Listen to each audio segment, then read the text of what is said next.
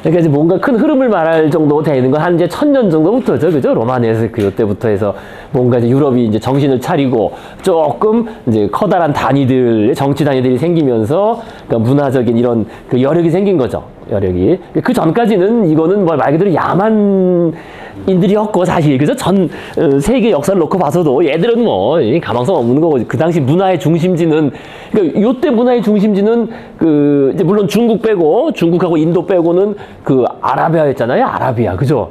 아라비아가 제일 잘 나갔죠. 아라비아 그 사라센 제국 해가지고 그 바그다드로 세상 모든 거 다 모이고 그러니까 바그다드의 그 신밧드의 모험 나오고 그런 거 아니겠습니까? 그러니까 800년 그 부근에서 왜 그 600년 넘어가면서 800년 정도까지 사라센 제국이 그죠? 아라비아가 그 세계 대륙에 다 걸쳐가지고 그러니까 말 그대로 모든 것의 용광로가 됐죠. 거기서 다 크게 발달하고 그거에 비해서 이제 서유럽은 완전히 뭐 변방에 말 그대로 그 또 땅도 이제 생산력도 낮은 그죠? 그러니까 그 메소포타미아 평원이나 뭐 이런 대규모 생산량을 갖출 수 없는 그냥 고만고만한 그런 지역이었던 겁니다. 유럽은. 그러니까 이제 게르만, 뭐 노르만, 뭐 이런 그 야만족. 근데 이제 그 다음에 좀 정신 차린 게 이때부터 슬슬 이제 한 1000년 전부터 그래서 1000년부터 1000년까지 로마네스크 양식. 그 다음에 이제 드디어 힘을 받고 이제 뻗어나기 시작한 게 고딕, 그죠? 고딕 양식해서 거대한 고딕 성당들을 짓고, 그 다음에, 이제 1400년부터 1600년까지를 르네상스라고 우리가 크게 이제 잡는데, 여기서 이제 르네상스 중기, 후기가 있죠. 그러니까 전기는 그 앞에고, 그죠? 그 다음에 중기는 그 우리가 아는 다빈치, 그죠? 그 미켈란젤로, 라파엘로를 중심으로 하는, 그래서 1520년까지 아주 전성기, 그죠? 전성기 르네상스가 있었습니다. 전성기 르네상스 이후에 이제 한 600년, 바로크 등장하기 전까지를 이제 마니에리즘이라고 이렇게 마니에리즘 또는 뭐 매너리즘, 영어로는 그죠? 매너리즘이라고 하는데요. 여기 제가 얼마 전에는 그 20세기 후반에 나온 책을 또 봤어요. 옛날 책을 봤더니 그때만 해도 그러니까 20세기 후반에 한 벌써 40-50년 전이죠. 50년 전만 해도 매너리즘이라는 용어를 그렇게 많이 안 썼더라고요. 있긴 있었는데 많이 안 썼습니다. 많이 안 쓰고 그냥 후기 르네상스 그렇게 하고 그거를 우리가 뭐 마니에리즘이라고 이렇게 부르기도 한다. 그 정도로 돼 있더라고요. 그러니까 사실은 요 명칭이 그러니까 이제 우리 후대 입장에서 그냥 시대를 나눠서 부를 때, 그죠? 어떤 이름표처럼 붙이는 거지. 우리가 이제 지난번에 마니에리즘 작가들 많이 봤지만 아주 그렇게 뚜렷한 공통점까지는 없어요. 조금 있긴 있지만은요, 그죠? 그래서 그냥 그 후기 르네상스 후기에 좀 다양화되고 다각화된 그런 게다가 또 혼란의 시기였고요, 이때. 여기 이제 있다고 나오겠지만 1517년 종교개혁 그죠? 예, 어쨌습니까? 그래서 그런 시대적인 변화하고 맞물려서 그 혼란한 시대를 그냥 우리가 한 단어로 말할 때 마니에리즘이다 이렇게 이제 표현하는 겁니다. 그런데 이제 한 가지 주목할 사항은 뭐 이렇게 보시면 돼요. 그러니까 객관주의와 주관주의. 그러니까 객관주의에서 주관주의 좀 넘어갔다 이렇게. 근데 객관주의라는 게 이게 그냥 객관주의라기보다는 어떤 그 이상주의, 아이디얼리즘, 이상주의. 그러니까 이게 미켈란젤로 그죠? 전성기. 아이고 자꾸 글씨가 안 나오냐?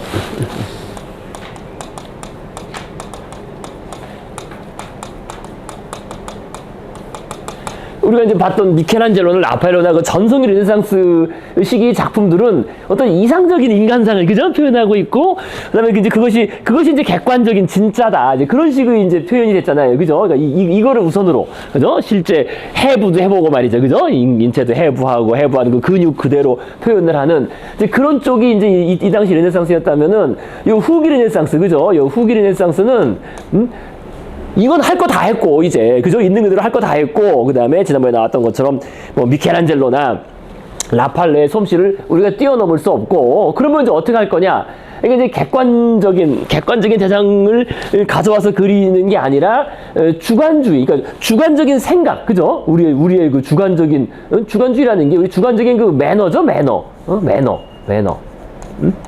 매너라는 게 우리의 그 어떤 방식 아니에요. 사고방식, 그죠? 사실 사고방식이고 행동방식인데 매너라고 하면은, 그죠? 매너. 어떤 양식, 그죠? 양식이라는 게 다른 게 아니라 우리가 세상을 보는 사고방식이라는 거예요.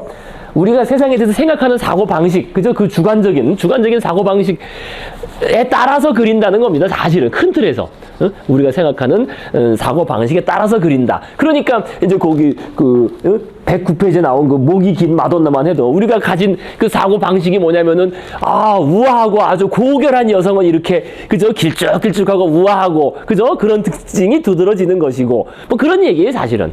그죠? 그래야 되는 것이고 뭔가 그죠? 뭔가 그 우리 머릿속에 있는 것을 우선적으로 내세워서 그리는 이제 그런 그림이라고 보시면 됩니다. 그런 매너들, 그런 사고 방식, 그런 양식들. 근데 그거는 당연히 우리가 이제 그렇게 생각하는 거니까 우리 사람들의 생각에 부합을 하고 많이 끌리겠죠. 이건 뭐 그냥 예. 이 단어로 알고 있는 예. 매너리즘이라는 거랑 어떻게 연결이 되는 조금 다른 의미. 다른 의미이긴 한데 꼭 다르다고 할 수 없는 게 그러니까 매너리즘이라는 게 우리가 이제 그냥 그 관습 그죠? 하던 대로라는 게 이 세상 객관적인 상황하고 상관없이 그냥 내가 가지고 있는 사고 방식대로 한다는 거 아니에요, 그냥 맨날. 매너리즘에 빠져서 그죠? 세상이 어떻게 바뀌어도 예를 들면 뭐 공무원들이 매너리즘에 빠졌다. 공무원들이 뭐 세상 바뀌는 거 상관없이 그냥 자기들이 하던 대로 그냥 한다. 뭐 그런 식의 의미가 있는 거죠, 사실은. 그러니까 우리의 머릿속의 생각을 먼저 내세워서 그러니까 머릿속의 생각 그러니까 머릿속 사고의 틀에다가 세상을 갖다 맞추는 거지, 이건 오히려. 그죠? 머릿속 생각에다가 그림을 갖다 맞춰 그린 거잖아요. 머릿속 생각에 맞춰서, 그러니까 머릿속 생각에 맞춰서 그리는 거잖아요, 그림을. 그죠? 이거는 객관 세계에 맞춰서, 아니면 어떤 이상적인 형태에 맞춰서 그림을 그리는 건데, 그죠? 이거는 우리의 머릿속 생각, 우리가 하던 방식, 그죠? 세상을 바라보는 방식에 맞춰서, 그림을 그리고, 또 일을 하고, 그러니까 그게 좀 이제 통하긴 하죠. 사실 매너라는 의미에서. 그러니까 매너라는 게 주관적이라는 거예요. 그렇게 생각하시면 쉬워요. 그러니까 이해가. 그죠? 현실적인 거하고 좀 동떨어진 거. 그렇죠. 어떻게 보면 그러니까 잘못되면은 현실적으로 동떨어질 수가 있겠죠. 그죠? 계속 매너리즘에 빠지면은 현실하고 무관하게 그냥 자기 하던 대로 하다가 망하는 거죠. 뭐 그런 원래 그게 항상. 처음에 네. 저런 양식이 만들어질 때는 어떤 의미에서는 의식을 갖고 그 양식을 만들어내잖아요. 그렇죠? 그러면 그 똑같은 양식이라도 그 안에 힘이 있죠. 근데 일정한 시기가 지나면 그 양식을 이끌어내었던 동력이나 힘은 사라지는데 그 양식만 남아있는 거죠. 그 양식에만 빠져있는 거죠. 그래서 나중에 후대에서 이게 그래서 나중에 남은 그것만 가지고 그런 거죠. 초기에 이제 어떻게 보면은 전성기에는 저 객관주의로 사물을 표현한 그게 이제 만연했었잖아요. 근데 그거를 조금 관점을 바꾸고 틀을 좀 깬 것 같은 느낌도 좀 있는데. 그렇죠. 그걸 깬 거죠. 그러니까 근데 지난번에 말씀드린 그겁니다. 그럼 이거를 왜 이렇게 나갔느냐? 왜 이거를 깨고 이렇게 나갔느냐? 차별화죠. 차별화. 튀어 보이고, 그러니까 차별화에다가 그죠? 차별화에다가 튀어 보여야 되고 사람들한테 이제 이목을 끌어야 되니까 이제는 화가 경쟁이 장난이 아니게 됐어요. 화가들끼리 경쟁이 화가가 엄청 늘어나가지고 화가나 예술가들이 그죠? 그 업계에서 엄청 업계 경쟁이 치열해졌으니까 사람들이 이목을 끌어야 되니까 사람들이 더 좋아하는 방식을 그걸 과장해서 그죠? 이게 이제 또 계속 마찬가지 방식이 그런 진행이 항상 역사에서 나타나요. 그죠? 뭔가 아이들한 딱 어떤 그죠? 항상 나타나죠, 항상. 그런 식의. 좀 더 그러니까 센세이셔널, 좀 더 선정적이고, 그죠? 좀 사람들의 이목을 확 끌 수 있고, 그런 쪽으로 나가는 거예요. 근데 그러려면 사람들의 사고방식에 부합해야지. 사람들이 좋아하는 거를 더 막 확대하고, 길게 하고, 좀 더 야하게 그리고, 막 그런 게 막 나오는 겁니다. 그래서 우리가 지난번에 봤던 이제 그런 그림들도 왜 여성 누드화라든지 이런 것도 막 나오게 되고 다 이 시기거든요. 다 여기 후기, 요 시기거든요. 그죠? 여성이 누워있는 누드가 이때부터 막 나오기 시작했고요. 그죠? 그 다음에 좀 더 자극적이고, 그죠? 야하고, 또는 어떤 여성을 그려도 좀 우리 생각에 맞도록 길쭉길쭉하게 그리면은, 그러니까 이게 매너리즘이 꼭 이 매너리즘을 이 사람을 뭐 욕하거나 이 시대만이라고 할 수가 없는 게, 제가 곧 까먹었네. 넣어놓는다는 거. 오늘날에도 그 패션 디자이너들이 스케치 한 거 보면은 머리는 요만한데 몸이 막 이만해요. 막 12등신 막 이렇게 돼 있어요. 길쭉하게 막 그려놓고서 드레스 쫙 해놓고. 패션 디자이너들은 그런 식으로 배워요, 또. 배우는 거예요. 그게 매너리즘이죠. 옷이 돋보여야 된다고. 그러니까 옷이 돋보여야 되고, 어쨌든, 그렇죠. 그러니까 실제 그죠 사람 이거에 맞지 않고 그러니까 그죠 그러니까 몸에 옷을 맞추는 게 아니라 그죠 자기들의 매너 그죠 이게 매너야 이게 지금 방식이야 옷이 이렇게 돼야 돼 거기에 이제 몸을 맞추는 거지 그죠 몸을 맞추도록 막 강요하는 거죠 그죠 피트니스가 그런 의미에서 피트니스인 거죠 피트니스. 어떤 의미에서 핏 맞다라는 의미로 우리가 살린다면은 뭐 옷에다가 몸을 맞춰주는 그래서 사실 그것도 매너리즘이라고 말할 수 있는 거예요 그런 의미에서 일퍼퍼시키면 오늘날 디자이너들의 그런 스케치 같은 거 보면은 사실 황당하거든요.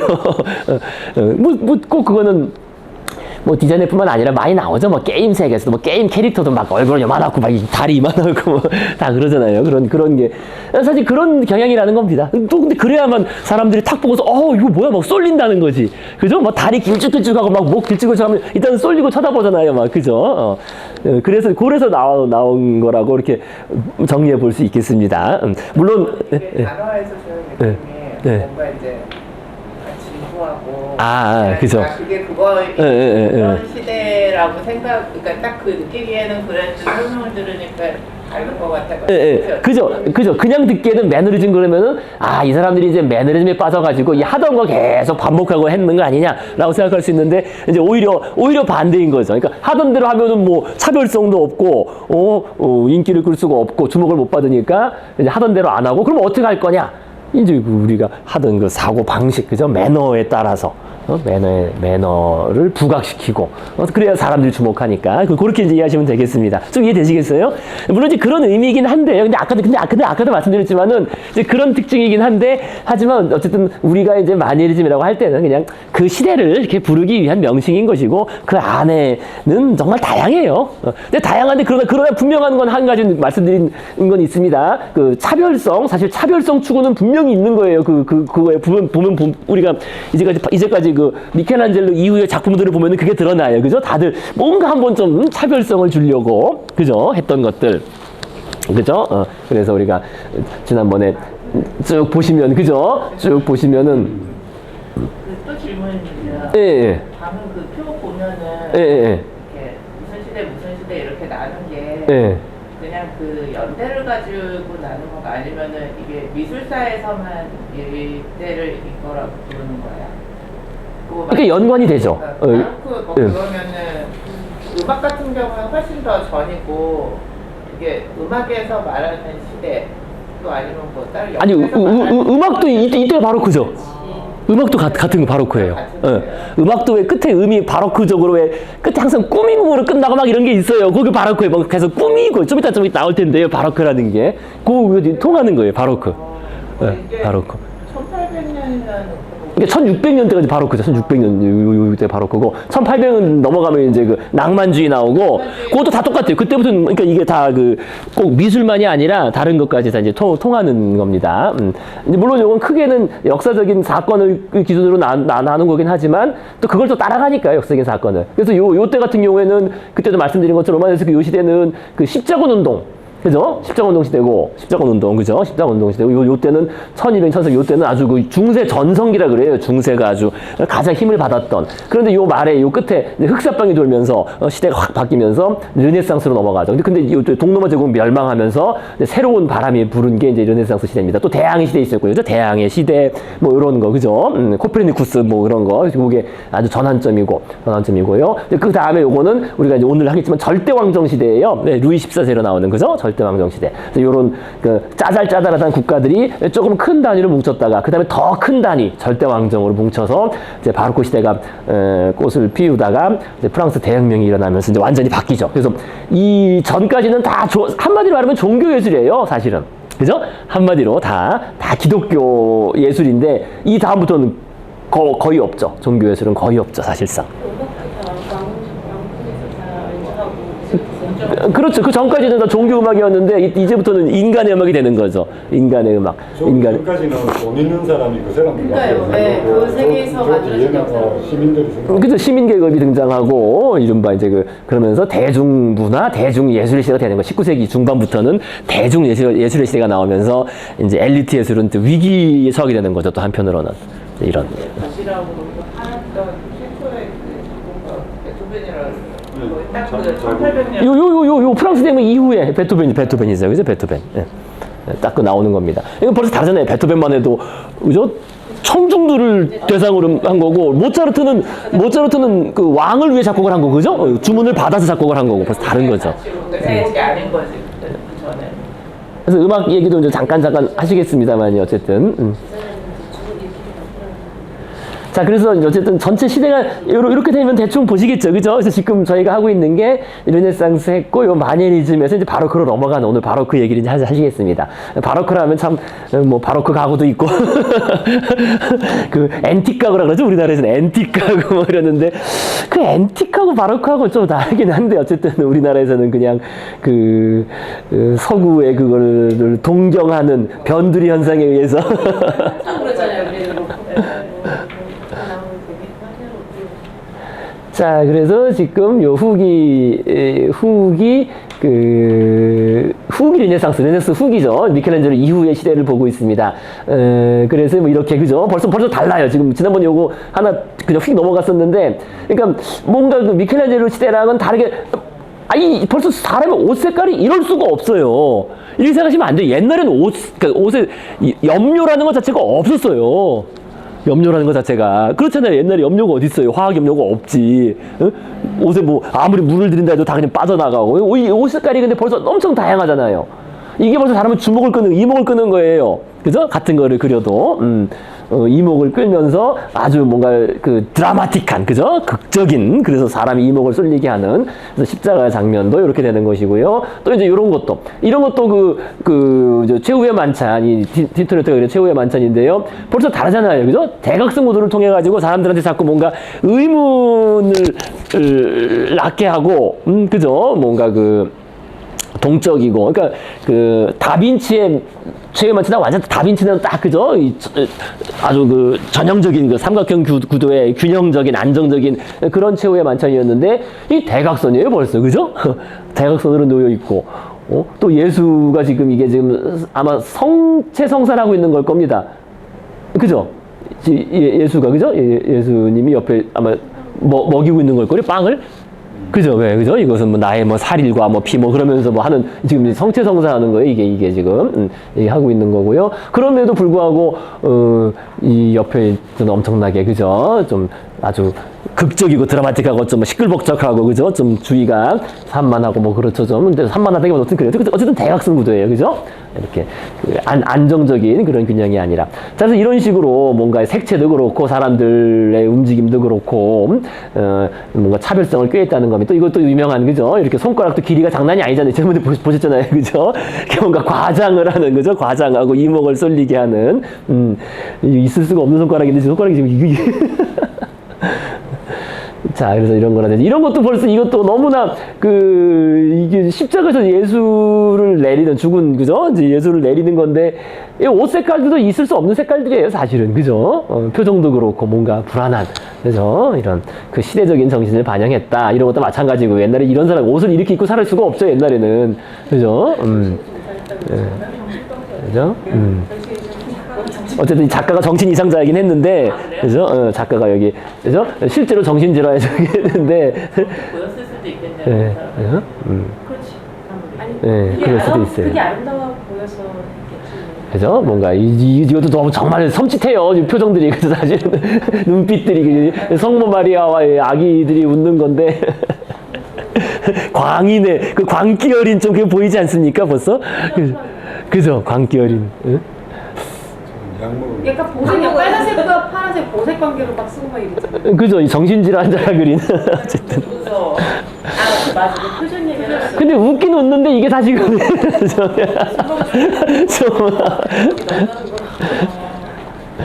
다 시선이 다 같잖아.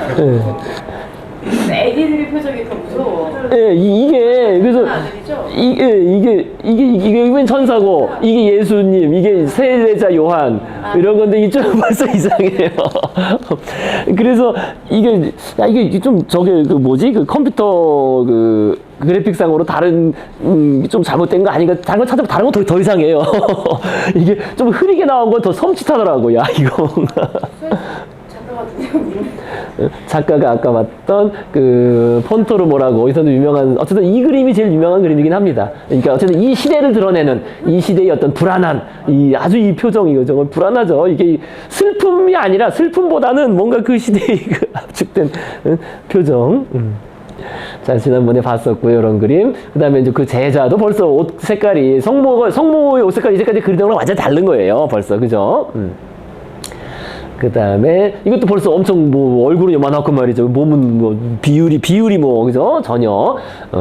자, 그래서 이제 오늘부터 오늘 이 얘기 이제 하시겠습니다. 자, 그래서 드디어 이제 이 단어가 나온 겁니다. 갤러리라는 단어가 나온 거예요, 드디어. 갤러리. 그래서 지난번에 이 단어까지 나왔었어요. 그죠? 갤러리. 네? 갤러리. 네. 우리가 오늘날 갤러리라 그러면 이제 화랑을 얘기하는데, 화랑. 그죠? 화랑을 얘기하기도 하고, 또 이제 골프 칠 때 왜 뒤에 쭉 갤러들이 쫓아다닌다. 그죠? 줄 지어가지고 쭉 쫓아다니는, 그죠? 그걸 갤러리라고 하는데요. 이제 그 단어가 드디어 요때 나온 겁니다. 요때. 자, 그래서 요 로쏘라는 이탈리아 작가가 역시 이제 괴팍하고 별난 성격으로 주문을 받지 못하다가, 프랑스와 1세기에 추천되어 파리 근교에 있는 퐁테블로 성에 가서 이제 회랑, 그죠? 갤러리를 만듭니다. 자, 이 사람도 어쨌든 마니에즘 작가인데요. 근데 어쨌든 이 사람도 문제가 뭐냐면은 아까 말씀드린 그 문제예요. 이 작가들이 넘쳐나고 미켈란젤로나 그 이후에 넘쳐나고 근데 주문을 받아야 되는데 경쟁은 치열하고 그러니까 뭔가 좀 튀어보려고 하는데 오히려 이제 너무 튄다 해가 또 안 되는 거죠. 그죠? 이상하다 주문을 못 받다가 그러다가 이 프랑스와 1세의 초빙을 받아서 이제 그 퐁테블로 성에 갑니다. 그래서 그 얘기를 이제 하시겠습니다. 그 얘기를 먼저. 그러니까 요 퐁테블로 궁, 그러니까 팰러스죠, 팰러스. 그러니까 딱 봐도 여러분들 그 중세성하고 다르잖아요. 그죠? 중세성은 방어적인 중심으로 돼가지고 했는데, 이제 어쨌든 이 왕이 지금 프랑스와 1세, 이 왕이 요 왕이 중요하긴 중요합니다. 요 왕 정도 뭐 다른 거 없죠. 우리 문화적으로는, 프랑스와 1세, 이제 그 다음, 요게 이제 프랑스 르네상스, 그러니까 르네상스 시기의 프랑스 대표적인 왕이 프랑스와 1세고요. 이제 그 다음에가 이제 결국 루이 14세인 거죠. 그죠? 잠깐 뭐 그 사이에 루이 13세도 있지만 어쨌든 그래서 프랑스와 1세는 요때 딱 르네상스 그때 살았습니다. 그죠? 1600년까지인데 어쨌든 그 앞에 살은 거죠. 이탈리아 르네상스 한참 전성기 때. 그러면서 한편으로는 종교 개혁 그 시기에 살았기 때문에 아주 그 혼란한 시기에 살았죠. 하지만 어쨌든 이 사람은 이 르네상스 영향을 받아가지고 프랑스 르네상스를 주도해 했습니다. 그래서요, 그 당시로 따지면 아주 멋들지게 입은 거예요, 정말. 그죠? 패션이, 이제까지 보지 못하던 최신 패션인 거죠, 이게. 왕의 복장으로는. 그죠? 오늘날에 우리 익숙할지 모르지만, 아주 이제까지 왕관도 아닌 어떤 삐뚤어진 왕관 이렇게 좀 쓰고, 그죠? 베레모 같은 거 쓰고, 어쨌든 대단히 새로운 멋을 부린 그런 초상화입니다. 그래서 그는 정치적 군사적으로는 별로 성공하지 못했으나 이제 그 당시에 신성로마 황제가 너무 세가지고 결국 싸워가지고 포로로 잡혀요. 바보처럼 포로로 잡혀가지고 질질 짜고 뭐 다 갖다 바치고 막 이러는데 근데 어쨌든 이제 이 사람이 여기 어디 제가 써놓은 게 있는데요. 그러니까 문화적으로 이후에 프랑스 하면 우리가 문화적으로 그죠? 요거의 시작점으로 잡을 수도 있어요, 이 사람을. 그러니까 문화적으로 유럽을 선도하는데 크게 기여했다는 겁니다. 그래서 우리가 앞에서 나왔었는데요. 레오나르도 다빈치 등 이름 있는 예술가들을 초빙하고, 그러니까 자기가 이제 막 세상에서 이름 난 사람들을 초빙한 거지. 내가 데리고 있다 이런 식으로 그죠? 해가지고 다빈치 초빙해가지고 뭐 일도 안 시켜요. 그냥 내가 데리고 있다는 것만 가지고 한 3년 있다가 이제 다빈치가 들어가서 죽는데요. 그래서 바로 여기 이렇게 나옵니다. 그죠? 다빈치의 최후라는 그때 그림 우리 봤었습니다. 그죠? 레오나르도의 죽음. 19세기에 그린 건데요. 그러니까 19세기에 그렸다는 게 뭐냐면은 이게 이제 다빈치고 소임 있는 사람이 이게 이 프랑스와 1세입니다. 지금 얼굴이 비슷하죠, 그죠? 요거를 보고 그린 거겠죠. 요 초상화를 보고 19세기 작가가 앵그르라는 유명한 작가죠. 낭만 작가가 신고전주의 작가가 이렇게 그린 건데요. 이제 이 프랑스와 1세의 품에 안겨서 다빈치가 죽는다. 근데 이게 상징하는 바가 있어요, 나름. 요때부터 뭔가 민족주의적인 경향이 있거든요. 그러니까 야 다빈치도 우리 프랑스 사람이고 뭐 이런 얘기 사실 의미가 사실 있긴 있습니다. 여기에 담겨 있는 거예요. 자, 그래서 그 얘기인데요. 그래서 어쨌든 그렇게 이 다빈치뿐만 아니라 많은 예술가들을 초빙하고 그 다음에 중개상을 통해서 미켈란젤로, 티치아노, 라팔로 등의 명작들을 수집하였다는 게 요게 중요해요. 요게. 그래가지고 요것들이 루브르 박물관에 있는 겁니다. 이 사람이 사가지고.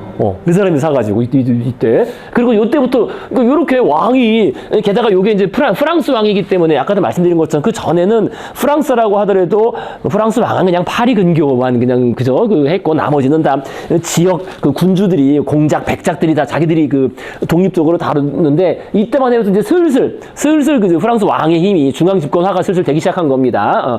그러니까, 그 중에서 이제 일종의 그러니까 중개상들 입장에서는 큰 돈벌이가 되는 힘 있는 권력자가 물건을 사겠다고 하니까 이제 이런 업체가 생긴 거죠. 이른바 중개상들이 그죠? 생겨가지고 이것들을 수집하고 그래서 르브르 박물관에 있는 작품들은 이 당시 유명한 작품들은 이 사람이 산 거예요.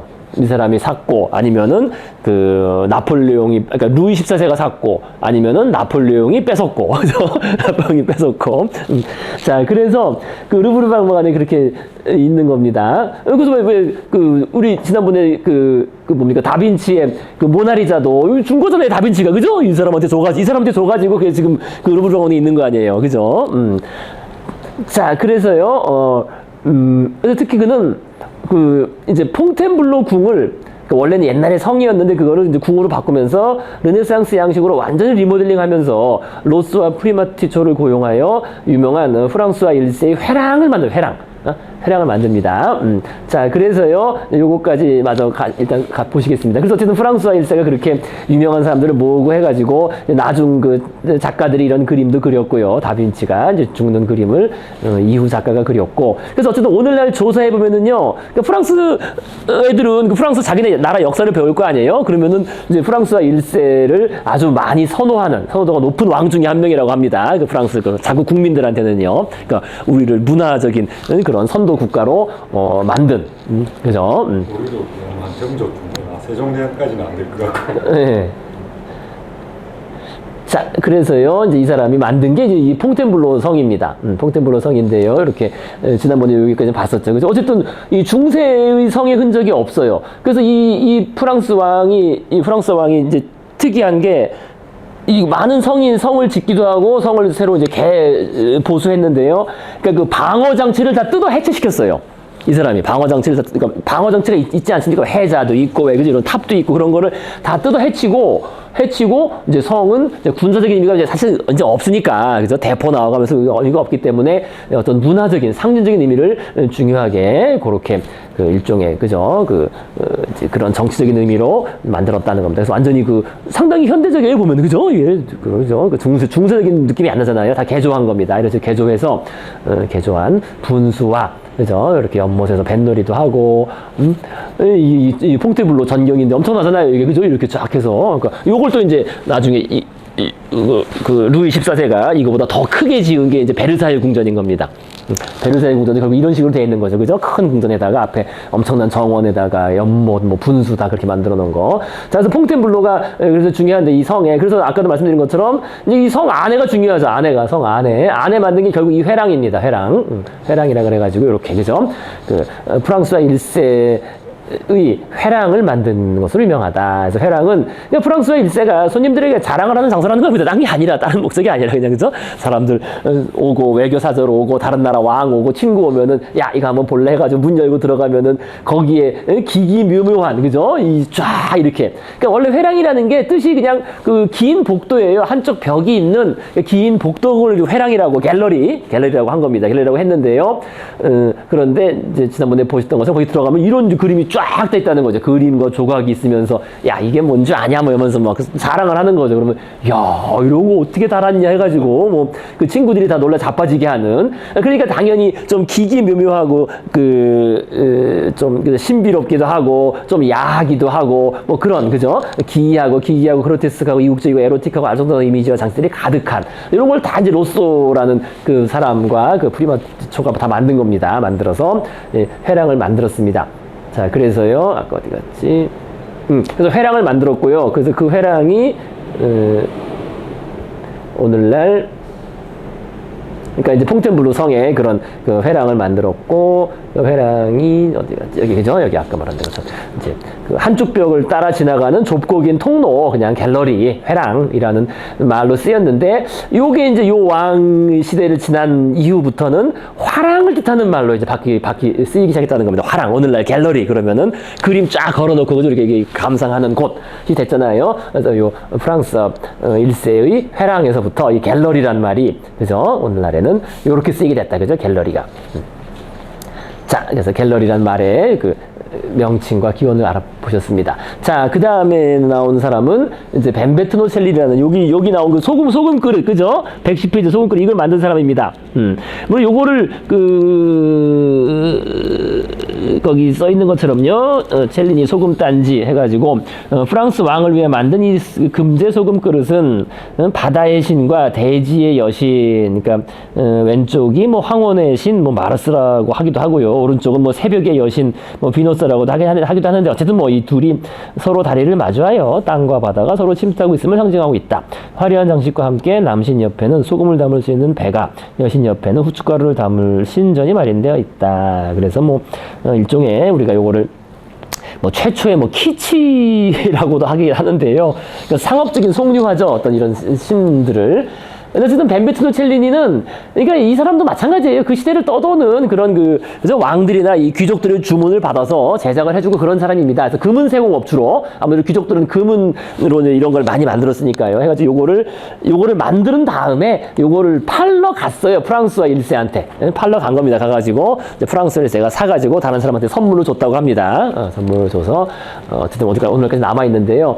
어쨌든 이 사람은 우리 앞에서 한번 나왔어요. 1927년 로마 약탈 전투에서 교황의 편에 서가지고 탄압 담당관으로 활약한 그런 어쨌든 카톨릭 뭐 신자였어. 어쨌든 이 사람이 유명한 게 이제 자서전으로 유명한데, 모험, 호색, 협박, 뭐 사기, 뭐 살인, 수감, 도피, 허풍, 허세, 거짓말로 가득한 삶을 살았다고 자서전을 썼습니다. 썼는데 사실이 다 뻥이죠. 사실 그렇게 하면 살아남을 수가 없죠. 어쨌든 그의 말에는 상당한 과정과 거짓이 있을 것인데, 근데 이 시대가 좀 그런 시대이긴 했어요. 이 시대가. 그러니까 이 시대에 비슷한 전설이 있습니다. 돈 지오반니 아시죠? 돈 지오반니, 그죠? 뭐 2065명의 여성을 유혹했다는 이 전설적인 돈 주왕 또는 뭐 돈 후안, 그죠? 돈 지오반니, 모차르트 오페라도 있잖아요, 그죠? 근데 이거는 사실은 뻥이에요. 이거는 그냥 전설에 불과합니다. 요거는 전설에 불과한, 어쨌든 근데 그 시대, 바로 요거 벤베트노첼리니 요 시대에 있던, 근데 이게 왜 그러냐면은요, 이때가 그거 아니겠습니까? 대항해 시대 바로 직후 시대예요. 그래서 그런 모험담들이 많았습니다. 모험담들 막 쓰고 뻥으로 뭐 어디 가면 뭐가 있고 말이야, 이런 거. 근데 어쨌든 이 사람은 나름 그 필력이, 그래도 그 뻥을 쳐도 필력이 있었나 봐요. 뭐 그럴듯하고. 그래서 아주 그 책이 많이 팔리고, 나중에 그 19세기에 베를리오즈 아시죠? 그죠? 음악 작곡가 베를리오즈가 벤베트노첼리라는 오페라가 있습니다. 오페라, 이 사람 생애를 오페라로 만들기도 하고 뭐 했다고 합니다. 어쨌든 뭐 나름 뭐 뛰어난 작가예요. 이렇게, 그죠? 여기 메두사를 자른, 메두사는 왜, 메두사가 뭔지 아시죠? 메두사는 눈을 마주치는 순간 얼어버린다고, 그죠? 얼어버리고, 그래서 머리 이렇게 자른 뭐 그런 페르세우스 뭐 이런 청동으로 유명한 물입니다.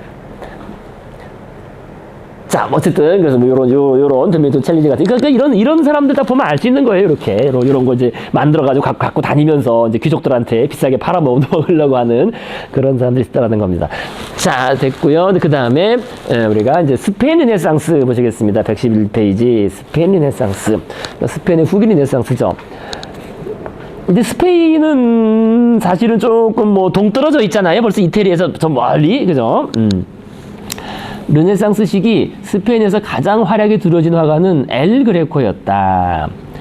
그래서 당시 베네치아의 속국이었던 크레타 섬 출신의 엘 그레코는, 요거 그때 나왔었습니다. 그 베네치아가 왜, 그죠? 로마가 크게 몰락하고, 로마하고 피렌체가 몰락하고, 르네상스 후기에는 베네치아가 아주 강대국이었다, 이탈리아에서. 그러면서 크레타 섬, 또 그 다음에 저기 뭡니까, 키프로스 섬까지 이렇게 장악을 하면서, 그죠? 그 지중해 무역을 독점해가지고 큰 돈을 벌었다는 겁니다. 자, 그래서 베네치아의 속국이란 말이 나오는 겁니다.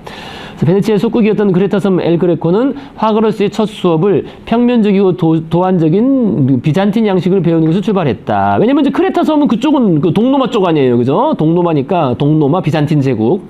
그걸 배우다가 그러나 베네치아라고 온, 그러니까 베네치아가 자기네 그 본국이니까요, 그죠? 베네치아에 온 그는 그 티치아노의 생생한 색채와 틴토레토의 극적인 빛의 사용법, 그리고 로마의 미켈란젤로와 라파엘로와 마니에리즘의 영향을 받았다. 자, 그래서 그의 본명은 도메니코스 테오토포쿠플로스, 뭐 이름도 어려워요, 그죠? 였으나 이탈리아 그 스페인에서는 그냥 그리스인, 그죠? 그리스에 온 사람이라는 의미의 엘그레코 그냥 그 그리스 사람이란 뜻이죠, 그죠? 그죠? 더 그리스, 그죠? 뭐 그런 뜻이죠, 엘그레코로 더 잘 알려져 있다. 그는 35세에 스페인에 건너가 화가로 활동을 시작했다. 당시 스페인은 반종교 개혁과 종교 재판의 광기에 휩싸여 있었다. 어쨌든 스페인은 이제 카톨릭 쪽이죠. 계속 카톨릭 쪽이 아주 카톨릭이 수호자를 자처했잖아요. 수호자를 자처하면서 어쨌든 그랬는데, 자, 그래서 엘그레코는 초현실적이고 격앙된 감정의 그림들은, 엘그레코의 이런 감정의 그림들은 이때의 분위기를 잘 반영한 것이다. 한 번은 자신만만한 엘그레코가 미켈란젤로는 그림을 그릴 줄 모르므로 자신에게 시체의 심판을 다시 그릴 수 있도록 기회를 달라고 요청한 적도 있었다. 아주 자신만만. 또한 자신은 낮에 길을 걷는 것을 싫어하는데 그 이유가 햇빛이 내면의 빛을 가리기 때문이라는 것이다. 화면 전체에 퍼져 있는 무시무시하고 이 세상의 것이 아닌 듯한 빛은 그의 그림을 르네상스식에서 가장 독창적인 것으로 만들고 있다. 그래서 엘그레코를 마니에리즘 작가로 분류하는 문제에 대해서는 의견이 분분하다. 어떤 이는 그의 그림이 마니에즘으로 분류하기에는 너무 개성적이라고 주장한다. 그러나 그의 그림은 근원을 알 수 없는 비현실적인 빛의 사용이나 강렬한 분홍색, 녹색, 밝은 노랑과 파랑 같은 원색의 사용 등에서 마니에리즘적인 요소들을 찾아볼 수 있다. 그래서 인체는 왜곡되어 길게 늘어져 있고 인물들의 크기가 일정하지 않으며 구성은 소용돌이치는 움직임을 보여주고 있다. 마니에리스트들과 마찬가지로 엘그레코는 종교화 속에서 가시적인 세계를 정확히 묘사하려는 시도를 거의 하지 않는다. 그보다는 천국의 환상을 묘사하는 전력했다. 자, 그래서 아주 뭐 종교화도 많이 그렸고 했는데요. 그 왼쪽에 그 스페인 귀부인들의 미용품을 지난번에 보긴 봤었습니다. 그죠? 그래서 아주 그 당시 길쭉길쭉하고 길고 핏기 없고 이런 것들을 아름답다고 얘기했다는 그런 얘기가 있습니다. 자, 그래서 앞에 딱 그렇게 딱 나와 있어요, 이게. 그죠? 엘그레코의 그 마돈나. 그죠? 그 성모를 그린 게 벌써 딱 그 당시에 그 귀부인 상을 그냥, 그죠? 이렇게 얼굴, 뭐 엄청 작죠? 그죠? 얼굴 작고, 목 길고, 그다음에 손가락도 엄청 길죠? 그죠? 손가락 길게 이렇게, 그 당시 우리가 앞에서 봤던 그런 마니에리즘적인 그런 요소를 그대로 갖춘 그런 식의 그 성모의 모습으로 그려내고 있습니다. 그래서, 이렇게. 좀, 그죠? 만화 같죠? 좀, 그죠? 근데 요거 좀 보시다 보면은요, 이런 표정이 약간 피카소적인 표정하고 이제 좀 비슷하게 보이실 겁니다. 피카소 영향을 많이 줘요. 그래서 이게 이제 스페인 작가잖아요. 그래서 엘그레코가 약간 특이한 거는 미술에서 독특한 것은 이후에 영향을 많이 줘요. 이후에 스페인 작가로서. 자, 그래서 근데 저는 요거 한번 찾아보고 싶은데, 이 스페인 사람들 왜 목에다 이렇게 했는지 이게 뭔지 모르겠어요. 맨날 이러고 목에 이렇게, 그죠? 이게 뭔가 이렇게 하얀 칼라를, 그죠? 칼라를 이렇게 했는데, 어쨌든 그래서 엘리베스 카라라 그러던데, 이게 언제부터 유행했는지. 페널스 영화만 달고 있잖아요. 그죠? 영국 영화. 네.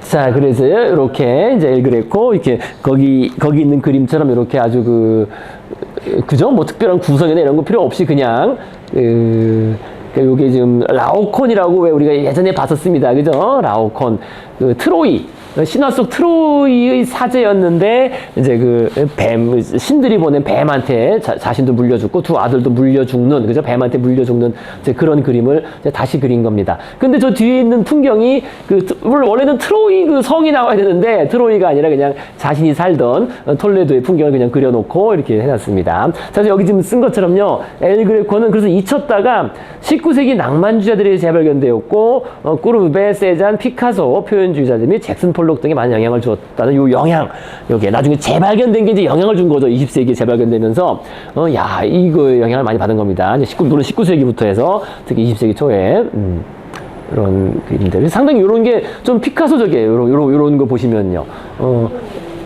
이게 어디 피카소 그림, 잠깐 피카소 그림 어디 나오나? 피카소 그림이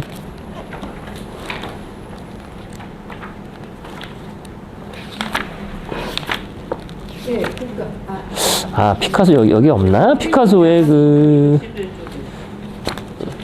피카소 이 그림 말고 피카소 다른 책에서 봤나? 여기서 봤나? 피카소. 세잔 대수욕도 218페이지. 세잔에도 영상. 네, 세잔한테도 영향도 주고요. 그죠? 아, 저기 247페이지 뭐 저런 그림들, 이제 피카소 바닷가에 가난한 사람들 뭐 이런 거에 좀 그죠? 영향을 좀 볼 수 있죠. 247페이지 파란 그림 있잖아요. 파란색하고 그죠? 요게 이제 요 피카소 약간 이런 영향이 좀 드러납니다. 피카소. 그런 영향이 드러나고. 어쨌든 피카소가 스페인 사람이잖아요. 피카소도 스페인 사람이었기 때문에 자신의 스페인 선배로서 엘 그레코를 많이 따라 그린 그림도 많다 그럽니다. 그래서 요런 그림 같은 경우요. 요거 피카소 그림이에요. 피카소 요즘 유명한 그림인데요. 그죠? 엘 그레코가 자신의 자화상, 그죠? 이렇게 그린 건데요. 요거를 따라가지고 피카소가 요 그림 보신 기억이 있을 것 같은데 아마, 그죠? 요것도 유명한 그림이죠. 피카소의, 그죠? 어떤 화가의 자화상 해가지고. 그죠? 추상화로 이렇게 그리고 또 유명한 그림입니다. 그래서 피카소가 이렇게 엘 그레코 영향을 많이 받았다. 그죠?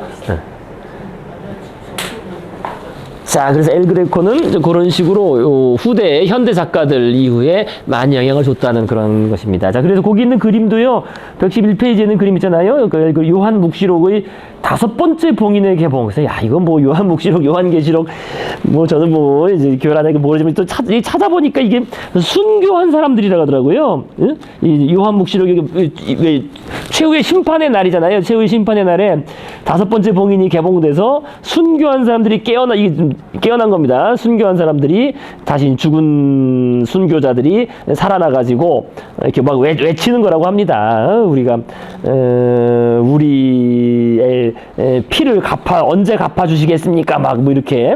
왜냐면 순교자들은 피를 흘렸잖아요. 그러니까 이제 자기를 피를 흘리게 한 사람들한테 언제 벌을 내리겠느냐 막 그런 얘기 같아요. 그랬더니 하늘에서는 좀 더 기다려라 그랬다고 하는데요. 순교자의 숫자가 더 차기 전까지는 좀 더 기다려라 뭐 그런. 그러니까 순교자의 수가 더 찰 때까지 기다려라 뭐 그렇다고 하더라고요. 그럼 더 죽어야 된다는 얘기인데 순교자가 더 죽고 더 나타나도 그렇다는 얘기입니다. 전 잘 모르겠습니다. 요한 묵시록이 이렇게 나온다고 하고요. 그래서 거기 쓴 것처럼 이 그림에서는 비정상적으로 긴 육체, 폭풍에서 내려오는 듯한 비현실적인 빛. 빛이 참 독특해요. 그다음에 강한 색채, 비틀린 몸체, 동적인 느낌, 긴장된 감정 같은 엘 그레코 후기 회화의 양식 특징이 나타나 있는 그런 아주. 근데 엘 그레코 그림은 딱 보면 알 수 있어요. 그죠? 이 사람 특징이 딱 있어요. 그죠? 그러니까 우리가, 반 고흐 그림 보면 이거 고흐 그림이다 알아볼 수 있는 것처럼 엘 그레코도 딱 보면 그 사람이 딱 알아볼 수 있어요. 그죠? 이거 어떤 그림인지 딱, 그죠? 이런 거 딱 특징이 있죠. 전형적인 특징이. 그래서 피카소한테도 큰 영향을 미쳤다는 겁니다. 자, 이 정도 하시겠고요. 제가 그랬으면 굉장히 암울해 보입니다. 암울하죠, 좀, 그죠? 근데 이게 그 시대가 암울해서 그래요. 그 시대가, 아까도 말씀드린 것처럼, 종교 재판의 광기. 그러니까, 스페인에서는, 신교를 믿었다가는 그냥 화형당하고, 스페인이 아주 철저한 카톨릭의 수호자를 자처해가지고, 아주 장난 아니었습니다. 그래서 그 당시 종교 분열에 그런 게 다 드러나 있어요. 자, 그래서 이제 종교 분열에 대한 얘기 이제 바로 나올 텐데요. 이제 바로크 시대 바로 가시겠습니다. 바로크 시대 얘기. 그래서 앞부분 이제 얘기 좀만 하시고요. 바로크. 그래서 아까도 이제 말씀드렸던 것처럼 이제 르네상스가 이제 끝나면서 결국 르네상스가 종교 분열로 끝난 거죠, 사실은. 그죠? 종교 분열과 종교 전쟁이 시작되고 뭐 종교 전쟁이 뭐 장난이 아니에요. 이 시대에는 지난번에 말씀드린 것처럼 아주 서구 문명이 거대한 위기에 빠지는데요. 그 다음에 또 말씀드렸죠. 요 때는 대항해 시대가 1492년이고 그 이후에 찾아온 엄청난 인플레이션. 그죠? 그때 뭐 경제적인 파국, 그죠? 금하고 은이 막 쏟아 들어오면서 화폐가 늘어나니까, 그죠? 화폐 총량이 늘어나면서 완전히 엄청난 물가 상승 때문에 아주 경제도 망가지는, 그래서 정치, 경제, 뭐, 종교적인 아주 엄청난 혼란, 게다가 또 계속 주기적으로 반복되는 흑사병까지 해가지고, 장난이 아니었던 그런 시대였습니다. 자, 이제 그런 이제 격변을 거치면서 점점 절대 왕정이 이제 굳어지게 되죠. 그러니까 원래 그렇게 혼란한 시기가 되면은 약한 놈들은 나가 떨어지고, 그죠? 큰 강자로 이렇게 또 뭉치게 되는 그런 게 있습니다. 그래서 112페이지 바로크 시대로 바라가지고 바로크 시대. 그래서 바로크 시대는요, 시대가 길죠. 바로크 시대가 깁니다. 바로크 시대에서 화려한 시대라고 되어 있습니다. 그래서 사실 화려해요, 바로크. 이름도 뭐 멋지잖아요, 바로크, 그죠? 그래서 르네상스 미술의 진일보한 기술, 웅장한 스케일과 마니에리즘 미술의 감성적이고 격정적이며 극적인 요소. 여기서 제일 중요한 건 극적인이라는 말이 제일 중요합니다. 드라마틱, 드라마, 연극적인, 극적인 요소가 결합된 바로크 미술은 그래서 1600년에서 1750년 150년, 사실상 200년이에요. 이 전까지. 그러니까 프랑스 대혁명 전까지. 그러니까 여기도 제가 쓴 것처럼요. 그러니까 1600년에서 1800년 바로크라고 하고요. 그 다음에 요 말기를 그냥 로코코라고 이름을 하기도 합니다. 그래서 요걸 근데 이런 것을 뭐 없다고 하는 사람도 있고요. 우리는 뭐 이렇게 붙여서 말은 하긴 하는데요. 어쨌든, 그 로코코도 바로크의 한 형태로 보시면 됩니다. 뭐 큰 틀에서 다르지 않아요. 그래서 한 200년 정도 지배했던 그런 시기입니다. 그래서 서구로 따지면은 절대 왕정 시기이고 계몽주의 시기이죠. 계몽주의, 그죠? 그러다가 그것이 이제 팡 터진 게 결국 프랑스 대혁명이고요. 그래서 혁명 이전까지 최후의 꽃을 피운 그런 이제 종교 예술도 그렇고 뭐 그렇습니다. 자, 그래서 계속 가시겠습니다. 그러니까 미술사에서 가장 화려하고 탁월한 식으로 자리매김한다. 그래서 바로크란 용어는 허세 부리고 지나치게 과장되어 있다는 부정적인 의미로 종종 사용되지만 17세기는 렘브란트나 벨라스케스와 같은 예술적인 천재를 배출했을 뿐만 아니라 미술의 영역을 일상생활로까지 확장시킨 시기이다. 자, 그래서 바로크란 용어는요, 용어 자체는 뭐 그렇게 뭐 중요한 건 아닌데요. 용어가 의미가 어디 있냐, 용어 의미가. 포르투갈어에서 온 거라고 합니다. 포르투갈 바로코에서 왔다 그래요. 바로코에서 바로크가 됐다고 합니다. 근데 이제 포르투갈이 그 당시에 그 해안이 길잖아요. 그래서 포르투갈이 그 진주가 많이 나는, 진주 조개가 나는 그런 지역이었습니다. 그래서 뭐 예전부터 그랬겠죠. 예전부터 포르투갈은.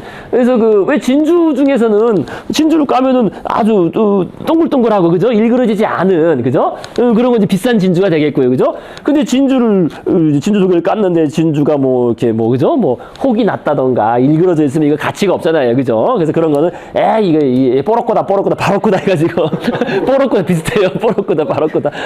근데 이게 뽀로지라는 뜻이 있더라고요. 비슷한 단어가. 그러니까 여기 어원은 불명인데 어디서 하는지 몰라요. 모르는데 어쨌든 그거를 채취하는 사람들이 이게 바로코에서 이제 버렸다는 거지. 그죠? 그러니까 가치가 없으니까 그런 거는, 그죠? 진주 그 조개를 캐는 사람들이, 그죠? 그래서 거기서 왔다는 겁니다. 근데 어쨌든 진주는 진주잖아요. 진주는 진주니까 아주 빛나고 영롱하고, 이 진주는 진주인데 이게 좀 찌그러져 있다. 이런 의미에서 왔다고 합니다. 그래서 뭐 일레귤러, 그죠? 원래는. 에? 요게 1700, 18세기 중후반에 명명됩니다. 그전에는 이런 명칭이 없었어요. 그러니까 루이 14세 시기 지난 다음에 어디 나왔는데 어쨌든 그때부터 바로크라고 그렇게 명명을, 시대적인 명명을 했다고 합니다. 그래서 처음부터 아마 그런 말은 쓰였다고 해요. 이런 예술을 놓고서 이건 뭐 좀 이상하다. 좀, 그죠? 바로크 같다. 그러니까 진주는 진주인데 좀 일그러진 것 같다. 뭐 이런 식으로 말은 했다고 합니다. 근데 시대적인 규정은 18세기 중후반에 나오고요. 시대를 규정할 때는, 우리 바로크 시대라고 할 때는, 어쨌든 여기 바로크다. 그래서 이제 그 어원은 그렇습니다. 그래서 어원 자체는 불명이에요. 원래 어디서 왔는지는. 나중에 말을 만들었다는 거죠. 우리가 저희 시대 때 그런 말 안 쓰고. 그렇죠. 후대에 명명한 것이고요. 시대적인 개념으로는. 근데 이제 그 시대의 작품을 본 사람들도 그렇게 얘기를 표현했다는 거예요. 바로크 같다고. 그러니까 이게 뭔가 아주 빛나고 진주처럼 빛나고 빛난 보석인 것 같은데 좀 찌그러져 있다. 좀 찌그러져 있고 좀 이상하다. 뭐 이런. 바로크 시대 그러니까 유럽이나 이런 데 가서 보잖아요. 별로 재미없어요. 별 재미가 없어요? 그러니까 영화 같은 느낌이 안 들어요. 뭔가 약간 좀 이렇게 어둡고 일그러진 것 같은 느낌. 그래서 그죠? 계속 보고 있으면 지겨워요. 그러니까 쫙 이렇게 시대별로 이렇게 돼 있잖아요. 좀 담아서 안 보게 돼요. 그러니까 바로크 시대의 그림들은. 그런 특징이 있는 거죠, 좀. 그리고, 잘 그리긴 했어. 예, 예. 근데 매력이 없어. 자, 그래서요, 이제 계속 보시겠습니다. 둘째 문단. 바로크 시대의 미술가들은 로마 유학을 통해 고전 유물과 전승 르네상스의 걸작을 공부한 후, 잠깐 쉬었다 할까요? 잠깐 쉬었다 합시다. 잠깐 쉬어야 되겠죠. 시간상으로. 잠깐 쉬었다가. 좀 바로크 좀 어둡죠? 그 시대가 좀 그래요. 좀 어둡고, 한편으로는 아주 화려한데, 여기 화려한 시대라고 되어 있는데, 그, 사용한 것들이 좀 어둡고 그런 게 있어요. 그때도 예술가들은 그때 유행하는 풍을 또 많이 보셨나 봐요. 그렇죠. 예, 예. 그러니까 그 예전에 자기가 가지고 있던 풍도 그 시대가 이게 유행이다 그러면 자기 거를 바꿔서 그 시대에 맞는 그림을 또 그리고. 그렇죠. 그래야죠. 왜냐면 주문이 그렇게 들어오니까. 네, 주문 때문에 이건 주문 이때까지는 주문 시대거든요. 이때까지는 그러니까 요 다음이 돼야만 완전히 이제 그 요 19세기가 돼야만 그러니까 요 바로크 시대까지는 그래도 주문을 받고 왕들이 주문하고 해서 주문 제작하던 시대였고요. 그 프랑스 대혁명 이후가 되어서야만 이제 주문 제작에서 이제 멀어지는 그죠? 자기가 하고 싶은 작품을 만드는 그런 시대가 된 거죠. 그리고 그 왕정에 왜 정신적으로 좀 불안한 사람을 모셔다 그러니까 불러가지고 이렇게 꾸미게 했을까? 그거 어떻게 꾸미고? 그러니까 아까 말씀드린 것처럼 어쨌든 기이하고 독특하고 그런 거를 그러니까 보여줘야만 남들이 깜짝 놀랄 거 아니에요. 예, 자랑하고 깜짝 놀래요. 그러니까 맨날 똑같은 거 보면은 신기한 거. 예, 신기한 거 맞아요. 그 맞습니다. 차별화하고 신기하고 기이하고 뭐 이런 것들. 그러니까 이 길이 없었는데 오히려 그 왕가들이 많이 뽑아가지고 더 아니 인기 원래 많을까요? 인기 없다고. 그러니까 갤러리라는 게 뭐 저긴 지금 아까 나온 갤러리는 그림하고 이런 것만 나왔지만 원래 그 갤러리라는 게 그런 거였어요. 그 귀족들도 그렇고 상류층도 다 하나씩 가지고 있는 거야 자기 집에. 그래서 거기에는 그림 뭐 이런 예술뿐만이 아니라 기이한 물건들 어디 신대륙에서 건너온 것들 뭐 무슨 뭐 있잖아요. 무슨 뭐 그 상어 뭐 이빨 뭐 등등 이상한 것들 있잖아요. 뭐죠? 뭐 어디 곰 희귀품들 무슨 뭐 박제 이런 것들 그런 거 이렇게 수집해서 남들 오면 그거 보여주고 야 이게 뭔지 아냐 이런 식의 또 그걸 또 서로 사고 팔고 하는 그런 식의 문화가 있었던 겁니다. 그 당시에는요. 그 수집 어떤 그런 문화가 있었던 거죠. 박물상이라고 그러죠. 박물상들. 그죠? 박물상. 자랑하려고. 자랑하고 뭐 그러는 거죠. 이 자리는 잠시만 저희 덕분에 그렇습니다. 감사합니다. 수고 많으셨습니다. 고생하셨어요.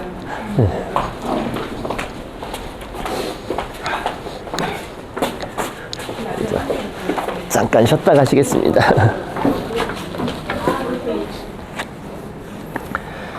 자, 이제 그래서 바로크를 하고 나면은 이제 그 다음에 이제 프랑스 대혁명 말 그대로 이제 우리가 많이 가까운 시대로 오는 거고요. 이제 바로크를 이제 계속 해보시겠습니다. 그래서 바로크, 그러니까 둘째 문단이죠. 이제 112의 둘째 문단. 바로크 시대의 미술가들은 로마 유학을 통해 고전 유물과 전승 르네상스의 걸작을 공부한 후 자국으로 돌아가 자신이 배운 것을 자국의 특수한 문화적 환경과 융화시켰으며 17세기의 식민지화가 16세기 탐방가들의 발견에 이어 나타난 것처럼 예술가들도 과거에 발굴된 것으로부터 새로운 작업을 시작해갔다. 그래서 그 양식은 이탈리아의 사실주의에서 프랑스의 불꽃 양식까지 다양했지만 공통적으로 감동적인 효과를 극대화하고 있으며 고도의 감수성을 보여주고 있다. 감동적이다라는 게 다른 게 아니라 이제 사람들을 그 격동시킨다는 거죠. 뭔가 사람들한테 이제 감정적인 어떤 호소를 하고 뭐 격동시킨다는 그런 그 특징이 있습니다. 그래서 극적이라는 말이 제일 중요해요. 어쨌든 극적이라는 말. 사람들의 표정이 되게 극적이지 않아요? 그죠? 표정도 그렇고, 그래서 바로크 시대는 1600년경 로마에서 시작되었다. 로마에서. 그래서 이 당시 로마 교황청은 반종교 개혁, 그죠? 그 카운터 리포메이션이라고 합니다. 잠시 후에 설명드리겠습니다. 그래서 종교 개혁에 이제 반대로, 그죠? 이제 그 반격을 하는 그런 반격하는 과정에서 자신들의 승리를 자랑하기 위해 뭐 자랑한다기보다는 자신들이 이제 이겼다, 또 우리가 맞다라는 거를 자랑하기 위해서 엄청나게 사치스러운 성당이나 일생에 한 번은 반드시 보아야 할 건축물과 예술 작품을 통해 신도들을 끌어모으고 그들의 시선을 압도하려는 목적으로 예술 활동을 적극 후원했다.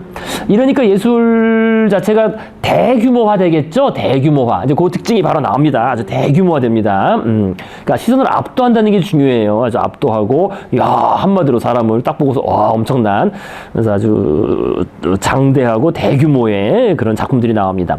그래서 바로크는 로마에서 출발하여 프랑스로 퍼져나갔는데, 이제 프랑스는 또 목적이 달라요. 그러니까 당시 프랑스는 절대 군주가 왕권 신설을 주장하며 파라오 이후 그 누구도 넘보지 못할 절대 권력을 누리고 있었다. 여기 이제 루이 14세를 말하는 겁니다. 결국 프랑스로 넘어가서는 그 신이 곧 왕이 신이 되는 거죠. 왕이. 자, 그래서 113페이지. 따라서 그들의 궁전은 방문자들이 왕의 위대함과 권력에 찬탄할 수 있도록 꾸며져야만 했다. 그래서 식민지로부터 흘러나온 막대한 재화가 루이 14세의 베르사유 궁전에 있는 정교한 가구들과 미술품, 정원 가꾸기에 쓰여졌다. 그래서 프랑스 화가들은 또한 푸생이 그리스 로마 신화 속 신들이 있는 풍경화를 그린 것과 같이 비종교적인 주제를 그리기도 했다. 그래서 종교적인 주제 좀 벗어나서 이제 왕을 꾸미는 목적이니까요. 자, 그 다음에 플랑드르와 같은 카톨릭 국가에서, 플랑드르는 지금으로 말하면 벨기에입니다. 벨기에. 벨기에 지역 그 카톨릭 국가에서는 종교 미술이 전성기를 맞았고, 그러니까 카톨릭은 오히려 종교 미술을 장려하거나 오히려 종교 미술을 통해서, 그죠? 미술을 통해서 사람들을 끌어모으려고 했던 거예요. 그래서 전성기를 맞았고, 반대로 영국과 네덜란드 같은 북부 유럽의 신교 쪽에서는 이게 우상숭배라 그래가지고, 그죠? 종교적인 그림을 그리는 것이 금지되었잖아요. 금지되었다. 따라서 미술의 소재가 정물화, 초상화, 풍경화, 풍속화 등 일상생활로 확대되었다는 말이 이제 이래서 나오는 겁니다. 그림 소재가 종교적인 거를 그리면 이게 우상숭배니까 안 되고, 그러면 다른 거를 그리는 게 이제 정물화, 그죠? 초상화, 풍경화, 풍속화가 된 겁니다. 그래서 미술품의 후원자들도 부유함을 과시하려는 거상부터 자신의 집을 장식하려는 부르주아까지 다양해졌다. 그래서 아까 말씀드린 것처럼 각자 자신의 집에 박물관 같은, 그죠? 그런 박물적인 그런 방을 하나 만들어 놓고요. 했다는 겁니다. 그래서 북유럽 바로크를 대표하는 렘브란트의 야경부터 가톨릭 바로크의 본보기를 보여주는 루벤스의 파노라마와 같은 감각적인 종교에 이르기까지 바로크 시대는 드라마나 연극같이, 연극이란 말이 나왔습니다. 연극같이 극적이고 풍요로운 시기였다. 이렇게 정리를 이 책에서는 했습니다. 그래서 아래쪽에 지역별 바로크 형식의 특징이라고 되어 있는데 이건 뭐 일일이 읽지 않겠습니다. 일일이 읽지 않겠고요. 뭐 따로 뭐 이게 요건 뭐 그렇게 뭐 딱 들어맞는 건 아니니까요. 뭐 그렇게 보시면 되겠고요. 그래서 바로크에 대한 얘기, 바로크 전체적인 얘기를 간단히 보시겠습니다. 그래서 바로크를요, 저도 이제 처음 뭐 미학이나 예술사 공부할 때 이제 바로크 뭐 요거 가지고, 야, 이 바로크가 이게 대체 뭐냐, 이게 한마디로 참 정의하기가 어렵다. 우리가 바로크 그러는데, 물론 이것도 아까 말씀드린 것처럼 매너리즘 이런 것처럼 뭐 후대에서 이름 붙인 거죠. 그 시대를 특징 짓기 위해서. 하지만 분명히 뭔가 이거는 공통된 특징이 있다는 겁니다. 자, 그래서 먼저 그 시대적인 배경으로서는 요 종교개혁을 얘기하지 않을 수가 없겠습니다. 종교개혁. 그래서 종교개혁이 영어로는 리포메이션이죠. 그죠? 어떤 개혁, 그죠? 리포메이션. 대문자로 리포메이션, 종교개혁.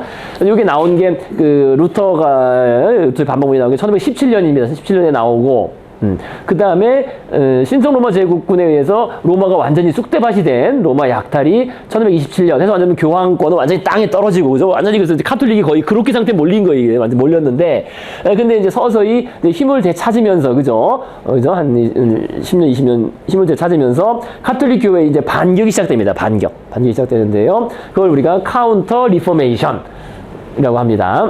그래서 이 카운터 리포메이션을 완결한 게 트리엔트 공의회입니다. 트리엔트 공의회, 뭐 오랜 시간에 걸쳐 이루어졌죠. 그래서 트리엔트 공의회의 원래 목적은 여기 쓴 것처럼 본래 교회 분열을 수습하기 위해서 신교 측까지 다 불러가지고 이렇게 하려고 그랬어요. 원래는 불러가지고 야 이거 우리 교리가 우리가 믿는 신은 하나인데 교리 맞추고 해서 같이 다시 하나 하자. 원래 이제 이걸 하기 위함이었는데 이제 개최 장소를 처음에는 뭐 독일 쪽에서 한다고 독일 황제 그러면 당연히 개신교 쪽이 유리했잖아요. 해가지고 그거를 안 하고 미루고 어쩌고 하다가 결국에는 여기 쓴 것처럼 신교 측의 참여는 결국 이루어지지 않았고 그냥 이탈리아에서 교황 영향권 하에서 사실상 여기 쓴 것처럼 종교개혁에 맞서 카톨릭의 교리와 체제를 재정비한 종교회의가 됩니다. 그러니까 신교 측은 참여하지 않고 카톨릭 측에서만 이제 교리를 재정비한 겁니다.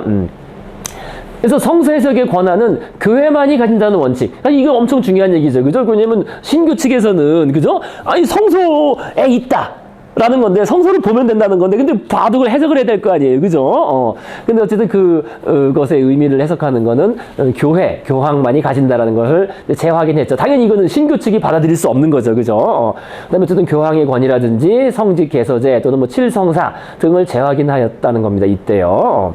그래서 뭐 이때 성립된 교리가 지금 카톨릭까지 이어지는 거예요. 그러니까 그 전까지는 카톨릭 교리라는 게 확립된 게 없었죠. 표준화된 건 아니에요. 그러니까 각 교구마다 살짝 다르고 지역 따라 살짝 달랐을 겁니다. 뭐 성사를 뭐 하고 이런 거 등등이. 근데 여기에서 이 성사의 의미, 칠성사의 의미라든지 말이죠. 뭐 반드시 뭐 해야 되는 거 등등을 다 규정을 한 거죠.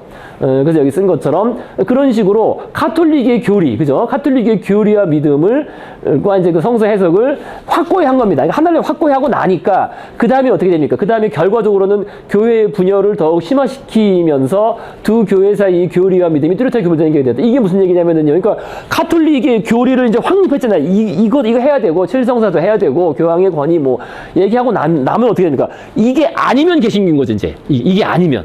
예, 그래서 뚜렷했다는 거예요. 그게 아닌 지역, 그게 아니면은 이거는 카톨릭이 아닌 신교가 되는 것이다 해가지고요. 우리가 어떻게 그랬다. 이게 제가 대충 그리면은 뭐 이렇게 어떻게 됩니까? 이렇게 되면은요, 그죠? 아니 뭐 대충 뭐 대충 그러면요. 이게 지금 왜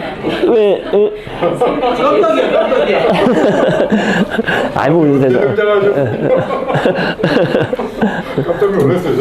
그러니까 이베리아 반도. 네, 그러니까 이제 신교와 구교가 나뉘게 된 게요. 그러니까 신교가 이거 아니겠습니까? 신교가 이렇게 되고 여기 이제 덴마크인데 이렇게 잘못 그렸다. 덴마크하고 네덜란드하고 그죠? 네덜란드하고 요 북부 요렇게 요게 이제 신교 아니겠습니까? 신교가 그죠? 신교. 그러니까 크게 보면은 절반을 잃어버린 거예요. 절반을. 그러니까 영국, 독일, 그다음에 네덜란드, 그죠? 네덜란드는 그 당시 부유한 국가니까요. 네덜란드, 그다음에 이 북유럽, 그죠? 스웨덴 이런 데를 잃은 거니까 한 절반을 잃고 나머지 이제 프랑스, 에스파냐, 그다음에 이탈리아. 그다음에 뭐 이런 아일랜드 이렇게 좀 남은 거죠. 여기 이제 구교로 남은 거죠. 그래서 어쨌든 절반을 잃었잖아요. 절반을 잃고 그러니까 이쪽은 이거를 따르지 않으니까 영국은 영국 나름대로 지들이 뭐 영국 왕이 뭐 한다고 하고서 다르고 어쨌든 요거랑은 다른 거잖아요. 그래서 요게 확실히 구별됐다는 거예요. 두 교회의 믿음을 구별하는 그죠. 그래서 이 트리엔트 공의회 요 믿음을 따라간 쪽은 카톨릭이고 아니면은 다 신교가 돼서 근데 각자 이제 파가 다 다른 거죠. 여러 파가 많이 있고요. 자 그래서 어쨌든 여기서 이 절반을 잃었기 때문에 그러면 이제 이거를 이제 하지만 이 신도들은 다 이제 이 국가적으로 지역적으로 대체로 이렇다는 거지 신도들 개개인은 또 다르잖아요. 그러니까 이거 한마디로 해서 바로크 양식이라는 게요. 여기 쓴 것처럼 어디 갔지?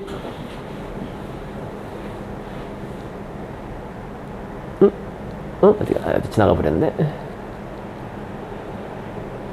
네, 여기 쓴 것처럼, 그러니까 종교적 맥락에서 보자면, 구교와 신교의 어쨌든 이제부터는 경쟁이죠. 그죠? 경쟁이 붙은 거예요. 그러니까, 신도 끌어오기, 쉽게 말해서. 그죠? 신도 끌어오기 경쟁이 붙어가지고, 신도 쟁탈 경쟁 과정에서 탄생한 양식이라고, 그렇게 볼 수 있겠다는 겁니다. 한편으로는요. 그래서, 이 구교 쪽에서는 이제 이거를 허용한 거예요. 그죠? 성모 공경, 뭐 성자들 공경, 그 다음에 이런 성물 같은 것도 우리 공경할 수 있다. 그러니까 이제 그런 성물이나 성화, 그림 이런 걸 통해서 이 뭔가 그 신도들을 압도하고 감화를 주고 그죠? 신앙심을 두텁게 하고 그래서 더욱더 장대하고 화려한 그런 극적인 그림들을 막 그려서 신도들을 끌어당기려고 했던 것이고요. 반면 이쪽 지역에서는 그건 우상 숭배다 해가지고 그죠? 그런 그림을 그리지 않았던 거죠. 정무라, 초상화 뭐 그런 풍경화 그런 쪽으로 나갔던 겁니다. 자, 그래서 요게 일단 지금 말씀드린 그 종교적인 맥락에서 탄생한 바로크의 배경입니다. 처음 로마에서 탄생한 것 자체가요. 자, 근데 그런 맥락이고 종교적으로는요. 그 다음에 그 정치적인 맥락에서 보자면은요, 그 지역 분권적인 봉건제가 강력한 권력을 가진 대규모 중앙집권적 절대 왕정으로 통합되는 과정이죠. 과정에서 이제 규모도 커지고 자원도 많이 소요되는 한마디로 규모 자체가 엄청나게 커지는 좀 이따 보시면 아시겠지만 엄청나게 커지는 그런 그 대규모 문화 사업이 됩니다. 일종의 문화 사업이죠. 그죠? 문화 사업이 됩니다. 하지만은 그 정치 경제적으로는 사실 요게 있다고 볼 수 있습니다. 그러니까 사실은 제일 중요한 거로 볼 수 있죠. 이게 그렇게 오래간 이유가요. 그러니까 사회적 또는 사회 경제적 맥락에서 보자면 상공을 바탕으로 하는 신흥 계급이 성장했잖아요. 그러니까 이게 지금 벌써 시대가 이제 슬슬 바뀌어가지고 대항해 시대가 열리고 이른바 우리가 중상주의 이른바 그 다음에 상업혁명 그죠? 상업 혁명이라 그럽니다. 상업혁명 다음에 그 다음에 이제 산업혁명이 발생하잖아요. 그러니까 산업혁명이 전 단계로 상업혁명이 한참 진행되는 적이 있어요. 이것도 당연히 중소 상공업자들을 중심으로 그죠? 각 지역마다 다 그죠? 이런 그 신흥 계급이 성장했다는 겁니다. 그러니까 당연히 전통적인 특권층, 귀족이나 성직자죠. 그죠? 성직자의 지위가 흔들리기 시작했다는 거는 분명한 거예요. 그죠? 힘 있는 새로운 애들이 막 등장을 하니까, 뭐 당장 네덜란드 나라 같은 나라만 봐도 그렇잖아요. 그죠? 영국도 그렇고, 등등, 여기 그 위그너들도 그렇고, 프랑스에 있는. 그러니까 이런 그 새로운 계급이 성장함에 따라서 기존 특권층의 지위가 흔들리기 시작했기 때문에 탄생했다고 볼 수 있어요. 그 말은 뭔 말이냐면은, 기존 특권층의 지위가 흔들리면 어떻게 됩니까? 흔들리면은. 제가 여기 썼는데 여기 쓴 것처럼요. 요거 이제 학교에서 하는 자료를 가져온 건데요. 여기 쓴 것처럼 이거는 신분과 지위를 드러내고 돋보이는 것을 주된 목적으로 하는 양식이 돼버렸는데요. 바로 그 양식이. 그러니까 이는 그만큼 기존의 지배 계급, 전통적 귀족의 사회적 지위가 흔들리기 시작했기 때문이다. 다시 말해서 흔들리기 때문에 더욱 확고히하고 싶어했다. 뭘 통해서? 눈에 보이는 걸 통해서. 사실 그 맥락이 있어요. 눈에 보이는 걸 통해서 원래 이렇게 화려해지는 겁니다. 더 화려해져서 너희들은 따라오지 못할 정도로 우리는 달라. 우리는 애당초 피가 달라 이거예요. 사실은 피가 다르고 인간의 가치가 다르다는 거예요. 우리는 귀족이다. 가치가 다르고 우리는 성직자고 그죠? 귀족이고 해서 이런 옷들이 나오는 겁니다. 이게 마리 앙뚜아네트 옷이라든지요. 루이 14세 이거는 뭐 혼자 입을 수가 없죠. 그죠? 이것도 뭐 항상 3명, 4명이 같이 끌고 다니는 그죠? 이런 옷 아니겠습니까? 그래서 바로크가 요렇게 이제 배경적으로 봤을 때는 이제 반종교 교육부터 시작이 됐지만은 이제 이후에 이제 절대 왕정이 자라나고 이런 경제적인 변화하고 다 맞물려 가면서 요게 한 200년 정도 쭉 지속된 겁니다. 지속돼서요. 요런 어쨌든 이게 이제 그 바로크를 상징하는 대표적인 인물이라고 볼 수 있어요. 루이 14세라든지 마리 앙뚜아네트 그죠? 다들 아시죠? 루이 16세 왕비. 그래서 우리가 바로크라 그러면은 이제 이런 거를 결국 떠올릴 수 있는 거예요. 이렇게 아주 엄청난 자원과 그죠? 대규모 어떤 그 문화적인 그죠? 어떤 압도하는 이게 지금 그냥 보시면 안 됩니다. 이게 높이가 10층짜리 건물 높이에요. 여기부터 여기까지가 장난이 아닙니다. 요거 좀 이따 오늘 바로 이제 이건데요. 요게 요렇게 보시면 돼요. 어디 갔지? 이게 아니라 어디 갔지? 이거 보세요. 이거 엄청 장난이 아니에요. 사람이 요만해요. 사람이 요만하고 이게 이제 바티칸 성당에 있는 그죠? 성당에 있는 그겁니다. 이거 청동 기둥이에요. 엄청난 거죠. 이게 이렇게 엄청난 규모로 이게 좀 전에 봤던 그겁니다. 전체. 그러니까 사람은 높이가 요만한 거죠. 이 10m 10층짜리 건물 높이니까요. 바티칸 성당 안에. 엄청난 걸 지은 거죠. 이거 보면 압도당하는 거죠. 말 그대로 이거 보는 순간. 그래서 압도당하는 거고 마찬가지로 뭐 이런 것들도요. 이게 그죠? 이게 베드로의 옥좌라고 해서 베드로가 이렇게 앉는 그죠? 그 바티칸 성당이 베드로가 죽은 순교한 자리에 지은 성당이잖아요. 그래서 이렇게 보면은 뭐 배들의 의자가 있고 뭐 이렇게 이 네 명이 받치고 이게 별게 아닌 것 같지만 크기가 장난이 아니에요. 이게 보시면 사람은 요만하고 이 동상 크기 하나가 청동으로 만든 게 장난이 아니죠, 그죠? 크기가. 그러니까 이런 걸 보면 정말 압도가 되죠. 딱 들어가서 보는 순간 맞아. 압도가 되는. 그래서 이런 식의 아주 장대한 또 마찬가지로 그 베르사유 궁전도 마찬가지고요, 그죠? 베르사유 궁전도 뭐 크기가 장난이 아니죠. 자, 그래서요 이 바로크가 지금 말씀드린 것처럼 이제 이런 식으로 그죠? 그 바티칸 성당 그러니까 대표적인 게 딱 바로크하면 딱 떠오르는 게 바티칸 성당하고 베르사유 궁전을 떠올리면 돼요. 근데 베르사유 궁전은 약간 뭐 고전적인 것도 좀 들어가 있지만 어쨌든 뭐 기본적으로는 바로크 양식으로 지어진 겁니다. 그래서 이건 대단하잖아요.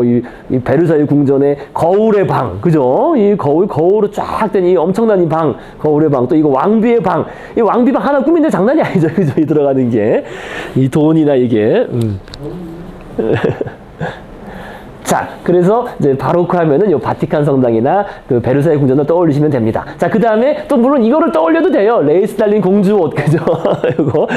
이게 이제 아까 봤던 것처럼요. 물론 그 전부터 벌써 그 귀족들은 그 치렁치렁한 옷을 입고 다녔지만은 특히 이때 심해진 겁니다, 이때. 근데 왜 그러냐면 요것 때문에 그래요. 아까 말씀드린 것처럼. 나는 너희들하고 다르다. 그러니까 다르다. 나는 애당초 피가 다르다. 라는 걸 증명하기 위해서 나는 공주다.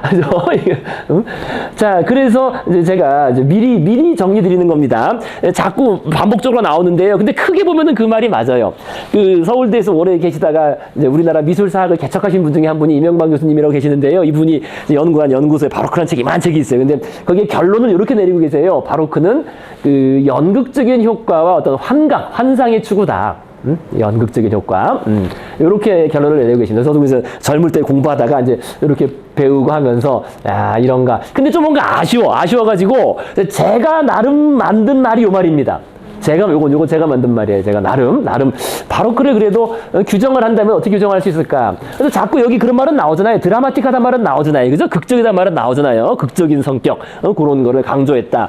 그 마니에리즘부터 뭔가 극적인 성격들이 강조되면서 바로크에서 이제 그것이 꽃을 피웠는데 그래서 이명박 선생님께서는 연극적인 효과 뭐 이렇게 얘기를 했습니다. 근데 저는 이제 요거를 그럼 요게 결국 꾸미기 아니겠느냐? 꾸미기. 그러니까 꾸민다는 말이 우리말이 절묘한 면이 있어요. 그죠?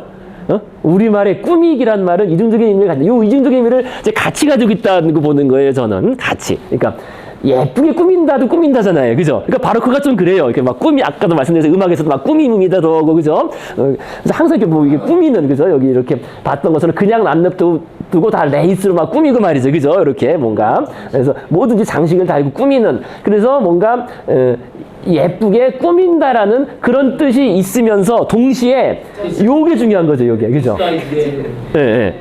진짜가 아닌데 진짜인 것처럼 꾸민다. 사실 그게 연극이거든요. 연극이 진짜가 아니지만 자기가 진짜 그 햄릿인 것처럼 연극을 하고 하는 거 아니겠습니까? 그죠? 그래서 요 두 가지가 같이 들어가 있는 그런 양식이라고 할 수 있지 않겠느냐라고 해서 요거 이제 제가 만든 말입니다. 이명박 선생님 그걸 공부하다가 제가 이제 글을 쓰면서 만든 말인데요. 그래서 실제로 그래요. 그러니까 루이 14세는 베르사유 궁전을 연극 무대로 하여 통치를 연극처럼 하였다는 거예요. 사실 맞거든요. 그죠? 이 루이 14세는 아침에 자기가 일어나는 행사부터 연극처럼 했어요. 그죠? 자기가 일어나는 일을 그냥 일어나는 게 아니라 아침에 자기가 딱 눈 뜨고 아침에 일어날 때 대신들이 쫙 와 있고 그죠? 뭐 이게 하고 해서 쭉 또 그 어떤 의례에 따라서 행사를 하고 그 연극처럼 한 거지. 그러니까 자신이 마치 신이 아닌데 그러니까 신으로부터 실제로 왕권을 받은 건 아니지만 그죠? 신의 아들인 것처럼 그죠? 처럼 꾸며서 통치를 했다는 거죠. 그리고 그 밑에 있는 귀족이나 그 신하들도 다 그렇게 따라서 했고요. 그죠? 그래서 이제 요런 거라든지 또 마찬가지로 이제 뒤에 우리 작품들 보시면 아시겠지만 사실 그래서 그런 요소가 많아요. 진짜가 아니지만 진짜인 것처럼 느끼는 그래서 어떤 환각이나 환상 그죠? 이거 진짜인 것처럼 느끼도록 하는 그런 효과를 많이 추구했다는 겁니다. 바로 그 예술들이요. 자, 그런데 이제 아까도 말씀드린 것처럼 그러나 이 끝은 뭐였습니까? 이 끝은 혁명이었죠. 그죠? 혁명, 왕 다 목배 죽이고, 그죠?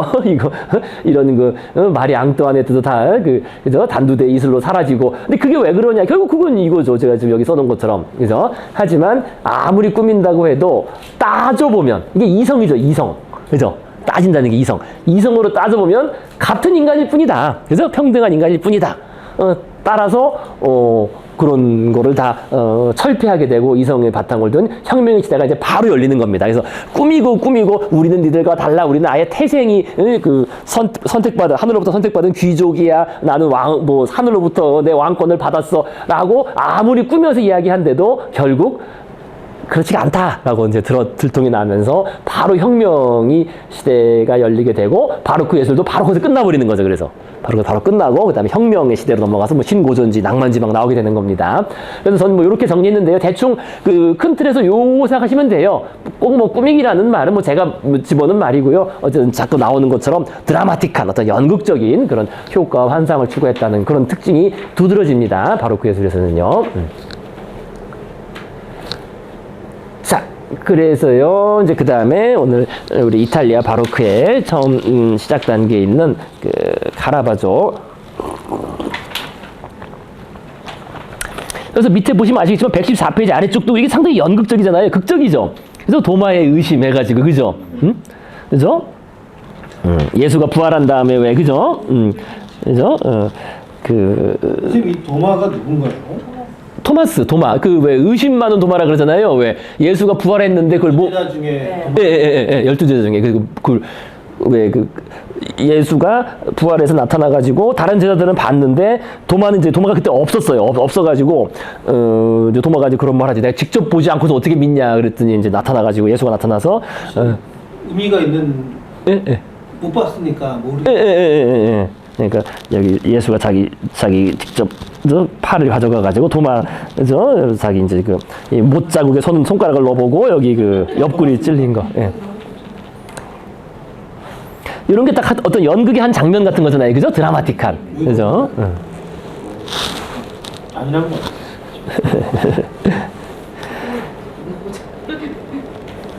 자, 그래서요, 이제 이탈리아의 바로크의 시작점이 되는 그 카라바조부터 보시겠습니다. 114페이지. 카라바조. 이탈리아 바로크. 자, 최초로 바로크 미술을 개척한 이들은 로마 미술가들이었다. 이제 아까 말씀드린 것처럼 그런 그 반종교 개혁의 물결에서 시작됐으니까요. 그래서 당시 로마에서는 미술 아카데미가 생겨나서 르네상스 시대에 발달한 회화 제작 기법을 화가들에게 가르치고 있었다. 그래서 따라서 화가들은 어떤 각도에서도 인체를 능숙하게 묘사할 수 있었고 아무리 복잡한 원근법이나 그리기 어려운 대상도 쉽게 그려낼 수 있었다. 그래서 저는 아카데미가 이때 처음 생깁니다. 그래서 그 얘기 뭐 따로 말씀 안 드리겠고요. 아카데미는 여기 있구나. 그래서 뭐 최초의 아카데미 같은 게 있었는데 이건 좀 그렇고 여기부터 본격적입니다. 1593년 로마에서 성 루카 아카데미가 설립돼요. 교황이 이제 강력히 후원하면서, 그죠? 여기서 그거를 길러내가지고 그 예술가들을 길러내서 교회 예술 을 통해서 교회 예술을 통해서 신자들을 감화시키고 이제 끌어달리는 그런 목적으로 사실 후원을 해준 겁니다. 그래서 이제 근데 한 가지 문제가 있어요. 근데 여기서 무슨 문제가 있냐면은 아까도 말씀드린 것처럼 그 트리엔트 공의회에서 성서 해석의 권한을 교황만이 가진다 그랬잖아요. 그렇기 때문에 그 이후부터는 미술가가 작품을 그리면 이게 검열이 시작돼요. 검열이. 이게 성서 해석에 맞느냐. 항상 그걸 물어봤어요. 성서 해석에 맞느냐. 성서 해석에 맞느냐. 항상 검열이 시작됐습니다. 검열이. 그러니까 교황이 내린 해석에 맞느냐. 그게. 자, 그 다음에 이게 왜 루카인지 아십니까? 루카. 이게 누가복음 쓴 그 누가거든요? 누가? 화가죠, 그죠? 그러니까 루카가 그 성모 마리아의 초상화를 그렸다 그래요. 루카. 테이블에 그렸다고. 그래서 루카가 그 성모 마리아의 초상화를 그렸다고 해서 그래서 성 루카 아카데미고요. 그래서 루카는 그러니까 화가들이나 예술가들의 그 수호 성인입니다. 수호 성인. 그러니까 딱 그런 목적이 드러나는 거죠. 그죠? 이제 반종교개혁적인 그런 목적으로 아카데미를 만들었고, 그 다음에 프랑스 아카데미는 이것도 유명하죠. 그죠? 프랑스 아카데미 1948년, 그 다음에 영국은 그 뒤에 또 한 100년 뒤에 이렇게 아카데미들이 설립됩니다. 자, 계속 보시면요. 위에서 여섯째 줄. 그러나 르네상스에서 갈라져 나온 바로크 미술은 정적인 요소와 합리주의를 중시하던 르네상스와는 달리 감정적이고 역동적인 스타일을 강조했다. 그래서 그것은 마치 바로크 화가들이 르네상스 그림 속의 인물들을 끌어내어 격렬한 운동을 시키는 것과 같았다. 17세기 이탈리아 바로크를 대표하는 인물들은 화가 카라바조, 조각가 베르리니, 건축가 보노미니가 있다. 이렇게 3명이 나옵니다. 자, 그래서 카라바조 아주 뭐 문제적 작가죠. 문제적 작가 카라바조. 카라바조 속세의 성자들. 정말 속세의 성자들이라는 말이 맞습니다. 17세기에 가장 독창적인 화가는 카라바조인데 지나치게 메마르고 인공적인 마니에리즘 이후 이탈리아 미술의 생기를 불어넣은 장본인이다. 그는 창백하고 유령 같은 마니에리즘적인 인물 유형과는 반대로 세속적이고 현실감 넘치는 인물 유형을 창조함으로써 사실주의, 리얼리즘, 아주 그 현실 쪽으로 다시 돌아간 거예요. 근데 그 돌아간 현실이 그 어떤 그 신화적인 아니면 성스러운 그런 현실이 아니라 민중적인, 민중의 현실. 그러니까 이것도 사실은 종교개혁을 좀 반영돼 있다고 할 수 있습니다. 그죠? 어떤 그 귀족 중심의 종교라기보다는 민중 중심의 종교라는 그런 걸 우리가 해야 되지 않겠냐. 물론 카라바조는 물론 이제 카톨릭 계열입니다. 물론 카톨릭 쪽 사람인데요. 하지만 나름 그 프로테스탄트들이 내세웠던, 그죠? 귀족이나 성직자 중심의 종교가 아니라 민중들 중심의 종교가 돼야 되지 않겠냐라는 그런 사상이 사실 반영돼 있는 겁니다. 끌어들이려고 경쟁. 그렇죠. 쪽에도 그걸 줘야. 그렇겠죠. 그래서 카라바조는 종교화를 그릴 때 성자들을 보통 사람처럼 기적의 장면을 일상에서 일어난 듯이 그렸다. 그래서 리얼리즘이라는 겁니다. 그래서 종교화에서 탁월한 솜씨를 보였던 카라바조는 추하고 비참해 보일지라도 자연을 직접 묘사할 것을 권했다. 그래서 성 마테오를 부르시면서 그는 세금 징수업자였던 마테오가, 그래서 세리였죠, 세리. 그죠? 마테오는 돈을 세고 있는 건달들에 둘러싸여 어두컴컴한 술집에 앉아 있는데 갑자기 대각선으로 강한 빛이 들어오며 그리스도가 나타나 나를 따르라고 명령하자 놀라서 나 말입니까? 하고 묻고 있는 장면을 생생하게 묘사하고 있다. 그래서 그 그림은 여기 안 나와 있죠. 여기 앞에 화면에 있습니다. 어디 갔지? 요겁니다. 요거 성 마테오를 부르심. 성 마테오 이렇게, 그죠? 여기 마테오가, 그죠? 나 말이니까라고 또 자기를 가리키고 있잖아요. 그죠? 저기 예수가 나타나서 나를 따르라 하니까, 그죠? 뭔가 그 극적인 그런 장면이죠. 연극적인. 어쨌든 빛이 일단 하늘에서 비치고, 어쨌든 근데 이게 좀 기본적으로는 어두워요. 그죠? 어두운 명암법을 기본으로 하고 있습니다. 항상 이 카라바조의 그림은요. 그 전처럼 아름답게 그리지 않고. 그렇죠. 이렇게 그리는 정도가 좀 검열에는 안. 그러니까 이거는 뭐 검열에 걸리지 이거 괜찮았다고 그러더라고. 이거는. 괜찮으면 되는 거. 근데 이제 그 해석만 괜찮은, 이게 검열에 걸리진 않았지만 좀 이따 나오겠지만, 근데 이게 주문에서 거부당한 게 많아요. 주문자들이 이거 우리 못 산다, 이게 너무 천하다 해가지고 안 산 것들이 많습니다. 안 산 것들이 많았음에도 불구하고 카라바조는 큰 성공을 거뒀는데요. 이제 그 컬렉션 때문에. 야, 얘 그러면 뛰어나니까 사두면 돈 된다. 해가지고 돈이 되는지 어쨌든 컬렉션들이 막 이어졌습니다. 그래서 생전에도 한 10년, 최후의 10년은 큰 인기를 얻었다고요. 아주 여기 그렇게 역사책이 나옵니다. 요거는. 자, 그래서요, 이제 오른쪽으로 가세요. 115페이지. 그러니까 최초의 보헤미안 카라바조. 그래서 카라바조의 생애를 먼저 보시겠습니다. 카라바조. 그러니까 카라바조가 만약 그의 회화를 통해 대중들에게 충격과 불쾌감을 주려고 의도한 것이었다면 그는 성공한 셈이다. 동시대인들은 그를 악마적 천재, 회화의 반그리스도라고 불렀고 19세기 영국 작가 존 러스킨은 추악함과 공포, 죄의 오물을 먹고 자란 괴물이라고 매도하기도 했다. 그래서 카라바조의 인생 또한 그의 예술 못지않게 평범한 것과는 거리가 멀었다. 보헤미안이자 반항하였던 그는 사회의 낙오자들과 주로 어울렸다. 사회 바닥에서, 그죠? 그래서 그에 대한 당시 경찰의 긴 신원 조회서를 참고해보면 그가 선술집과 거리에서 끊임없이 싸움을 벌였음을 알 수 있다. 결국 그는 노름에서 지게 되자 상대방을 칼로 찔러 중상을 입힌 후 살인죄로 기소될까봐 로마로 도망쳤다. 그 후에도 끊임없이 범법행위를 저질렀기 때문에 한 곳에서 오래 머물지 못하고 이 도시에서 저 도시로 떠돌아다녔으며 스캔들이 줄을 이었다. 그래서 카라바조는 또한 미술에서 관습을 경멸했고 전통을 무시했다. 사람들이 그에게 고전 조각의 모범과 르네상스 이상적인 아름다움에 대해 공부해보라고 권하면 그는 그리스 여신을 그리더니 차라리 버림받은 거리의 집시들을 그리겠노라고 대꾸했다. 많은 사람들이 그의 그림 소재가 지나치게 천박하다고 생각했는데 그럴 만한 것이 성모의 죽음 같은 그림을 보면 물에 빠져 자살한 시체를 성모의 모델로 삼았기 때문에 맨발이 물에 팅팅 부은 모습을 하고 있다. 주문자였던 이 지역의 교구민들은 이 그림을 매입하기를 거절했으나 만토바 공이 자신의 궁정화가인 루벤스의 충고로 이 그림을 사들였다. 이 컬렉션 하면 이거 나중에 뜰 거라고 한 거죠. 이때부터 벌써. 그래서 카라바조는 어떤 충고나 지시도 듣지 않고 더러운 거리와 비참한 삶에서 자기 예술의 근원을 찾았다. 폭풍 같은 인생을 살았던 이 급진적인 반항아 예술가는 결국 37살의 나이로 요절하고 말았다. 그래서 그 그림 먼저 보시면요. 그 그림이 이제 요 그림입니다. 요 성모 그림, 요 유명한 그림이죠. 요것도. 그죠? 요것도. 성모 마리아의 임종. 그래서 성모 마리아가 이제, 그러니까 이때만 해도, 물론 이제 그림이 이 성모 마리아의 임종에 대해서는 뭐 기독교 성경에는 안 나와 있으니까 몰라요. 모르는데, 그러니까 나중에는 이제 성모가 승천했다, 그죠? 살아있는 육신을 가지고 그냥 승천했다는 그런 그림이 많이 그려지거든요. 근데 카라바조는 그게 아니라 그냥 이렇게 평범한 인물이 죽은 것처럼 그린 거죠. 그래서 이게 이제 카르멜의 수녀에서 주문하였으나 성모가 하층민처럼 너저분한 옷을 입었고 이렇게 막 발이 퉁퉁 부르텄고 임신한 것처럼 배가 튀어나오고 이게 이제 물에 빠져 죽은 사람은 뭐 배가 이렇게 나오고 물을 먹었으니까 그죠? 발이 부르튼 거 아니냐 그런 썰도 있고요. 그죠? 그다음에 어쨌든 그림의 모델이 누군지는 확실치 않습니다. 여기 나왔던 것도 확실한 건 아니에요. 어쨌든 로바 티베리온에서 자살한 소녀의 시신이라는 말이 전하기도 하고 임산부라고 하기도 하고 아니면은 뭐 임신한 매춘부라는 말도 있고 뭐 알 수 없습니다. 알 수 없고요. 어쨌든 하층민인 건 맞아요. 그래서 이런 그림도 거부당한 거예요. 이거 주문했다가 뭐 그림이 이러냐 해가지고 그러나 이제 다른 컬렉션 하는 사람이 산 거죠.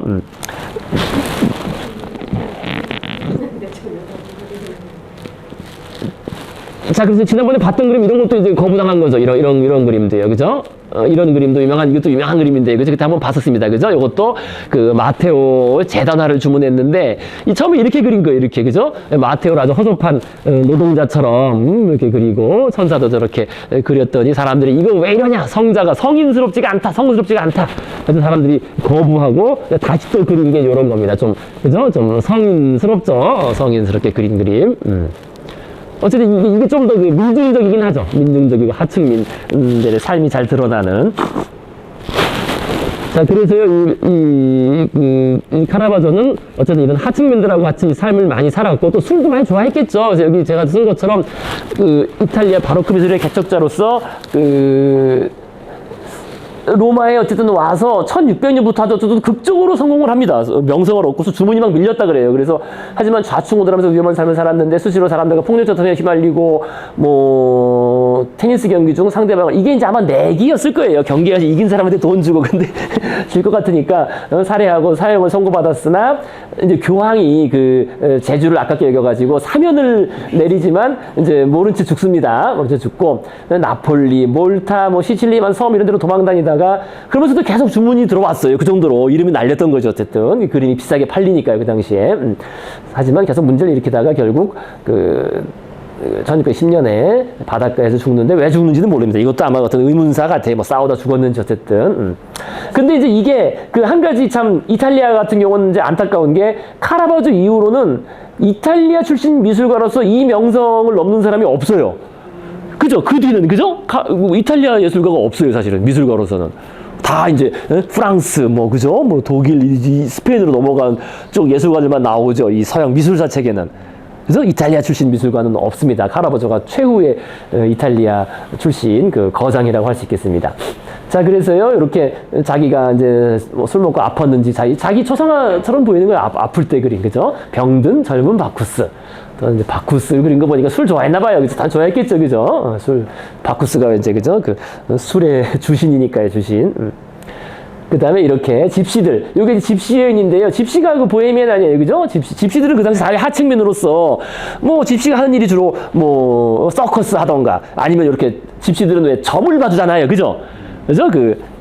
타로 좀 봐주고 하는 것은 다 집시 아니에요. 그죠? 그렇게 집시들은 그런 거로 먹고 살았잖아요. 그래서 여기 집시 여인이 점을 봐주는 겁니다. 점을 보러 온 청년의 손에서 반지를 슥 훔치는 그런 그래서 막 말을 하면서 이렇게 슥 훔쳐가는 거죠. 그래서 그런 이제 하층민의 삶을 그린 그런 하층민의 삶하고 익숙했다라는 겁니다. 자, 그다음 마테오 그림. 자, 그다음에 이것도 아주 유명한 그림이죠. 그죠? 엠마오의 저녁 식사. 그죠? 그게 거기 써 있습니다. 115페이지 맨 위에. 엠마오의 저녁 식사에서는 사도들이 술집에서 합석한 인물이 부활한 그리스도임을 깨닫고 놀라는 장면을 묘사하고 있다. 그죠 이거? 그죠? 그죠? 그래서 뒤로 당겨진 의자와 놀라서 크게 벌린 팔의 표현, 테이블 구석에 있어 그림의 액자 바깥으로 들어가는 과일 접시 등이 보는 이로 하여금 그림 이야기 속에 함께 있는 것처럼 느끼게 한다. 그러니까 상당히 연극적인, 극적인 효과가 딱 드러나 있죠. 그죠? 뭔가 극적인, 여기에 생생하게 참여하고 있는 것처럼. 근데 어쨌든 예수의 후광도 없고, 그죠? 수염도 없습니다. 상당히 평민 어떤 젊은 청년처럼 예수를 그렸어요. 그죠? 어쨌든 극적이고요. 근데 이 두 명이 누군지는 성경에 안 나와 있다고 그러더라고요. 이때 제자가 두 명 누군지. 그죠? 예수가 이제 죽었다는 것에 이제 그 실망을 하고, 아니 하고 시름에 겨워서 이렇게 해서 하는 이 제자 두 명이 깜짝 놀라는 그런 그림입니다. 그죠? 그 다음에 이 그림도 유명하죠, 이것도. 그죠? 그죠? 골리앗의 머리를 든 다윗. 그죠? 이 머리 좀 자른 거죠, 그죠? 왜 골리앗 돌팔매질 해가지고 기절시킨 다음에 목을 잘 나오잖아요. 목을 잘 나오고 지금 피가 쏟아지고 있고, 그죠? 다윗 이 그림도 유명한 그림입니다.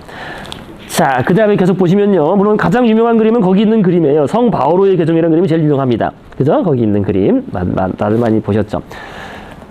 자, 성 바오로의 계종은 해묵은 주제에 생기를 불어넣는 카라바조의 능력을 잘 보여주고 있다. 다른 화가들은 이와 같은 주제를 그릴 때 천국의 왕광을 쓴 그리스도가 천사들에게 둘러싸여 하늘에서 바오로를 부르는 장면으로 묘사하는 데 비해 카라바조는 단축법으로 묘사된 바오로가 말에서 떨어져 단축법이라는 것은 뭐 인체 짧지만 요걸 어떻게 그 원근을 준 거예요. 머리 쪽에 가깝고 다리가 멀게 이렇게 그려진 그런 표현법입니다.